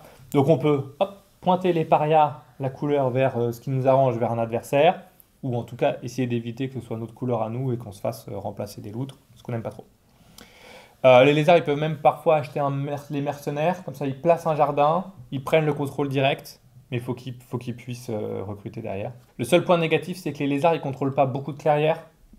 Donc en fait, leur fonds, finalement, Oui. même s'ils achètent beaucoup, en fin de partie, ils ont plus trop de valeur. Si vous avez déjà mis des comptoirs sur leur clairière, vous pouvez pas en remettre s'ils sont pas détruits. À part si vous en défoncez, Voilà, mais les lézards, en général, ils attaquent pas trop, donc bon, bref. ils sont pour la paix. C'est ça. Des petits jardins pacifiques. Alors, les taupes. Eux, ça va, ils peuvent acheter. Parce qu'ils ils en ont beaucoup. C'est pas les meilleurs acheteurs. La manière de leur vendre, c'est leur dire regarde, t'as besoin d'une carte en plus pour pouvoir révéler ton maire ou quoi que ce soit, donc vas-y. Ça va surtout être en début de partie, le temps de lancer leur moteur, puisque eux, ils ont besoin de cartes, plus une carte, ils révèlent leur carte, ça leur fait des actions, ou ça leur permet de rallier des ministres. Et donc, ils peuvent acheter une carte ou deux, ce qui leur manque pour se mettre en place. Mais voilà, les taupes, elles piochent quand même bien, elles craftent quand même bien, donc elles n'ont pas forcément besoin de nous. C'est une faction qui est très forte, donc dans tous les cas, il ne faut pas mettre vos prix trop bas. Parce que voilà, si vous achetez qu'une fois ou deux de la partie et qu'en plus c'était pas cher et que eux, ça leur donne un départ encore plus fort que d'habitude, les taupes, elles peuvent même se permettre d'acheter régulièrement en sachant que de toute façon, elles vont aller plus vite que vous. Enfin, si les prix sont trop faibles et qu'elles vont gagner la course. Donc voilà, donc s'il y a les taupes, vendez pas vos cartes au rabais. Voilà. Alors, ce qui peut être pas mal, c'est d'aller les taper en début de partie. Quand elles sont si elles ont fait un bâtiment, qu'elles n'ont pas beaucoup de taupes, peut-être même vous faites payer pour ça, mais voilà. Parce que si vous arrivez à sortir les taupes, ça va beaucoup les ralentir et elles vont être un peu obligées de vous racheter des cartes pour revenir. Donc après, elles peuvent faire un petit cercle un peu. C'est le cercle de la vie, comme on appelle le cercle de la vie, le cercle du commerce. Ouais. Voilà. En fin de partie, les taupes, elles ont beaucoup de combats. Donc elles peuvent vraiment vous défoncer. Les corvidés, donc les corbeaux, eux, c'est pas non plus des bons acheteurs. C'est de l'opportunisme, c'est ponctuel, Oui, s'ils ont un truc à crafter, voilà. Les bateaux et les mercenaires, ils s'en foutent parce que comme le vagabond, ils se déplacent de façon libre, ils n'ont pas besoin de contrôler, ils n'ont pas de bâtiment à construire. Le bateau, c'est le seul truc qui peut l'intéresser, je peux faire un raccourci, mais ça arrive une fois tous les 1000 ans. Mais il se déplace comme il pop où il veut, enfin, c'est vraiment très rare. Alors, en plus, ils piochent beaucoup. S'ils ont réussi à placer leur complot d'extorsion, ils peuvent aussi beaucoup piocher. Donc, ils n'ont pas trop besoin de nous. En fait, ce qu'il faut faire, c'est. Donc, les corbeaux, ils ont une capacité qui s'appelle se démener, qui fait qu'au lieu d'avoir que 3 actions, ils en ont une 4e. Mais du coup, ils piochent pas. Du coup, il faut les encourager à dire regarde, tu veux pas faire une dernière action, regarde, si tu arrives à mettre un autre complot ici, je pense que tu es bien et tout. Et du coup, mécaniquement, si leur main elle est vide, ils vont avoir tendance à plus acheter. Mais bon, c'est un peu compliqué à mettre en place. C'est dur. De toute façon, j'ai du mal à comprendre comment les gens Voilà. gagnent les corbeaux. Les complots, faut pas vous embêter à les taper. Parce qu'en fait, vous pouvez parier des cartes pour les deviner et marquer les points de cette façon-là. Donc, comme vous piochez à balle, vous piochez pas. Si ça vous coûte 2-3 cartes pour sortir un complot, bon, c'est un peu chiant, mais tant pis. Ouais. C'est mieux que de les combattre et de perdre des loutres. Et évidemment, faut se méfier des bombes, parce que si on a tout au même endroit, on nous met une bombe sur la gueule. Faut toujours demander est-ce que c'est une bombe, si c'est pas une bombe, c'est pas grave. Toujours demander si c'est une bombe. Bon. Alors, le problème, c'est à la mise en place. Là, c'est vraiment vicieux et je suis pas sûr que ce soit intelligent de le faire, parce qu'en fait, les corbeaux, ils commencent avec un complot et ils peuvent, s'ils jouent avant vous, ils peuvent dire je mets un complot sur la boule de loutre. Premier tour, je révèle, c'est une bombe. Toutes tes loutres, elles meurent. C'est rigolo, mais je sais pas si stratégiquement. Parce qu'en fait, après, les autres vont dire l'autre il a 0 loutre, et en fait, ça va être la fiesta, tout le monde va acheter. Je sais pas si ça avantage vraiment les corbeaux, mais bon, c'est rigolo. Mais est-ce que ça avantage les loutres? Non, alors ça nique les loutres, ça c'est sûr. Sauf si après, c'est tellement la fiesta que les gens achètent dans tous les sens et que finalement, tu reviens. Mais tu sais quoi, on va essayer. On va attendre. Voilà. Essayez chez vous et dites-nous dans les commentaires. De loutre qui explose. Oui. J'ai des visions de Bad Taste, le chef-d'œuvre de Peter Jackson. On a presque fini, donc le Seigneur des Sangs. Alors, Les ça, rats. c'est le pire match-up. J'ai l'impression que je dis ça à chaque fois que c'est les rats, mais les rats, ils sont forts, ils sont chiants. Donc, les rats, ils n'ont pas besoin de cartes. Ils s'en foutent. Alors, sauf si ça les aide à combattre. Ils ne sont pas construits en embuscade de temps en temps, mais voilà. Ou vous craftez peut-être. Mais... Ouais, encore, ils craftent pas beaucoup, mais ouais. Ils sont ultra agressifs, donc ils vont nous défoncer nos loutres. Plus que ça, en fait, si on craft des objets, ça les incite à venir nous péter la gueule, puisque eux, en combattant, ils récupèrent des objets. Et plus ils ont d'objets, plus ils sont forts. Donc c'est un peu comme, en plus, il y a la dimension un peu comme le vagabond, où si toi tu craftes des objets, lui il va devenir plus fort. Mais sauf que le vagabond, nous, la loutre peut le ralentir. les rats, on peut pas trop les ralentir. Bah, le seul truc pour ralentir les rats, c'est de tuer sur le chef des sangs. Ouais, mais tu Ouais, vas y c'est- aller avec 8 loutres contre 9 rats, tu vas, Mais non, mais j'ai pas dit que c'était simple. tu vas t'éclateler, enfin tu vas te casser J'ai les dit, dents. C'est simple. Non mais voilà, donc c'est compliqué. Il y a le truc où tu peux freiner techniquement leur moteur, parce que eux, leur moteur c'est d'oppresser les clairières, donc c'est contrôler des clairières vides. Donc si tu fais popper des petites loutres Ou même tu fais popper comment ça s'appelle, tes ou des comptoirs. comptoirs sur leur territoire, ça les oblige à Attaquer. attaquer, mais bon, bah finalement... Ouais, pour les faire popper dans leur s'ils territoire, font un ça- point sur le comptoir... Si, est-ce pour les que faire c'est- popper dans leur territoire, c'est-à-dire qu'ils t'ont déjà acheté quelque chose en amont. Oui, Donc c'est déjà compliqué. Enfin, mais enfin bon, voilà, bon, c'est pas une faction évidente à gérer. En gros, bah, faut régler la table contre eux, dire ils sont hyper dangereux, achetez-moi des trucs. Ça marchera peut-être pas. Et la dernière faction, donc c'est les gardiens de fer. Donc les blaireaux, c'est une autre faction. C'est un peu comme les taupes. Eux, en début de partie, tu sais, ils ont une espèce de pseudo-décret. Donc peut-être qu'ils vont acheter une ou deux cartes au début. Mais après, ils piochent tellement. Ils piochent Ouais. les cartes 3 par 3 en fait. Donc ils n'ont pas vraiment besoin de nous.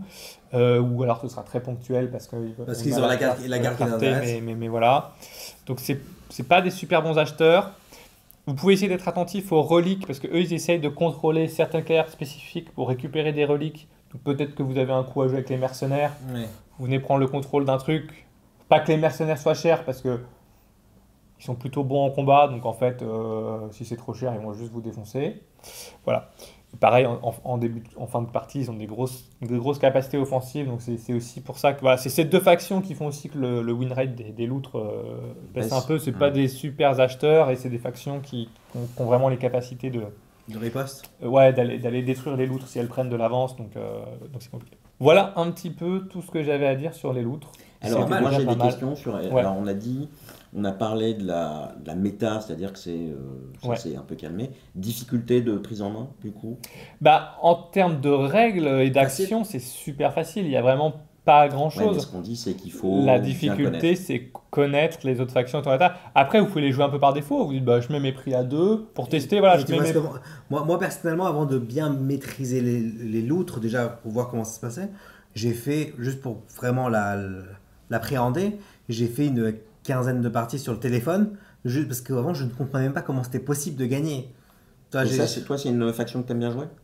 Ouais, pas tout le temps, mais j'aime bien de temps en temps pour rigoler. Je sais que c'est ta faction préférée, toi, les loutres. Moi, c'est plutôt les oiseaux, mais j'aime beaucoup jouer les loutres Ouais, mais- quand on m'achète. Ah, quand Quoi. tu dis les oiseaux, c'est la canopée. Hein. Ouais, la canopée, mais... Parce que Ouais. pour moi, les cervidés, c'est aussi des oiseaux. Mais... Non, c'est les conspirationnistes. Ah oui, les corvidés, c'est les corbeaux, mais ouais, c'est aussi des oiseaux, effectivement. Ouais, Et ça compte pas. ouais, moi j'aime beaucoup les loutres. Bah, de toute façon, j'aime bien en général les jeux où il y a un peu la parlotte, où ça négocie. Voilà, moi je les aime, tu vois, j'y joue volontiers si quelqu'un il veut voir comment ça se joue et de ça, Mm. mais c'est pas dans mon top 10 de mes factions, tu vois. Enfin, Il y a 10 factions. il y en a 12. Puis il y a le côté un peu. Il y en a 12, mais il y en a 12 sorties. On a 10 sorties et les deux autres qui. Voilà, qui mais arrivent. ça, je vais rien lui acheter. Voilà. En tout cas, pas la vérité. Non, mais les loutres, ouais, il y a un peu la satisfaction des fois D'y arriver, quoi. c'est d'avoir marrant. un truc un peu miracle, c'est tu pioches 3 cartes, tu chopes les pièces, le marteau, tu fais tes comptoirs, tu fais 12 points. Ouais, il y a des trucs marrants à faire, c'est ça qui est drôle. Et Mais. maintenant, c'est beaucoup de parlotte et quand les gens décident de pas t'acheter auto à table, tu dis bon, ok, Voilà. bah, tu. Mais ayez pas peur de les jouer, suivez les conseils un peu génériques. Voilà, Ouais. vous savez qu'il faut pas mettre les prix en dessous de 2, vous savez qu'en fin de partie il faut monter à 4, vous savez qu'il faut plutôt regrouper vos loutres, Voilà, et au pire, moi Au ce pire, que. vous perdez. vous Enfin, concentrer et- sur le craft. Moi, je vous dis, par exemple, pour les prix à 3, moi j'ai un pote, il me disait, ouais, mais pas les prix à 3 parce qu'à 2, je t'achète. Je dis, bah, que tu m'achètes ou que moi j'ai le protectionnisme, c'est pareil. Donc, je préfère que tu m'achètes à 3. Enfin, je veux dire, Mais voilà. c'est. c'est Non, ce mais- que je disais. Oui, Oui. donc. Mais voilà, mais donc il y a savoir jouer les loutres, c'est pas très compliqué. Très bien jouer avec les loutres, Oui. c'est difficile. Mais si vous voulez juste jouer avec les loutres, il n'y a pas de souci, allez-y, c'est sympa. Oui, c'est sympa, c'est marrant, c'est une autre expérience de jeu. Bah, de toute façon, il faut jouer une fois avec tout, minimum. Exactement, pour savoir comment les contrats déjà. Oui. Oui, non, vraiment. Eh bien, écoutez, merci beaucoup. Et on se dit à plus tard. Ciao. Ciao.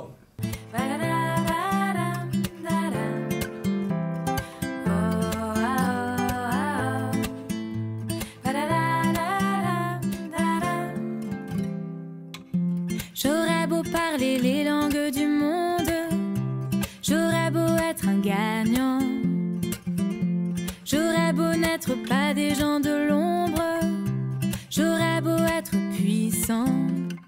Donnez-moi l'automne, donnez-moi du temps, donnez-moi de l'été, donnez-moi de l'art, donnez du printemps, donnez de la beauté, donnez-moi de l'or, donnez de l'argent, donnez-moi un voilier.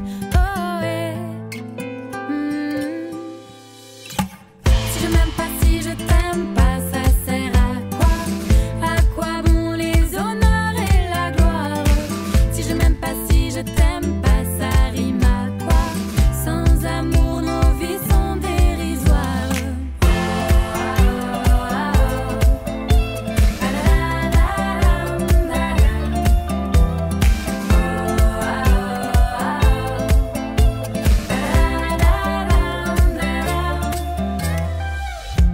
J'aurais beau plaire et conquérir la terre, j'aurais beau être un donjon, j'aurais beau faire la plus belle carrière, j'aurais beau être important. Donnez-moi l'automne, donnez-moi du temps, donnez-moi de l'été, donnez-moi de l'art, donnez du printemps, donnez de la beauté, donnez-moi de l'or, donnez de l'argent, donnez-moi un voilier. Oh, eh. Si je m'aime pas, si je t'aime pas, ça sert à quoi? À quoi bon les honneurs et la gloire? Si je m'aime pas, si je t'aime pas, ça rime à quoi? Sans amour, nos vies sont dérisoires.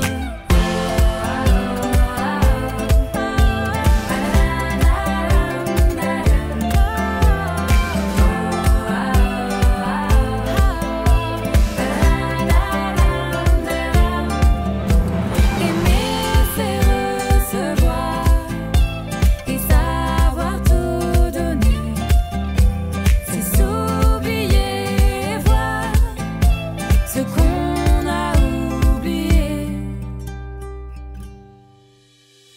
Donnez-moi l'automne, donnez-moi du temps, donnez-moi de l'été, donnez-moi de l'art, donnez du printemps, donnez de la beauté, donnez-moi de l'or, donnez de l'argent, donnez-moi un voilier. Oh, eh.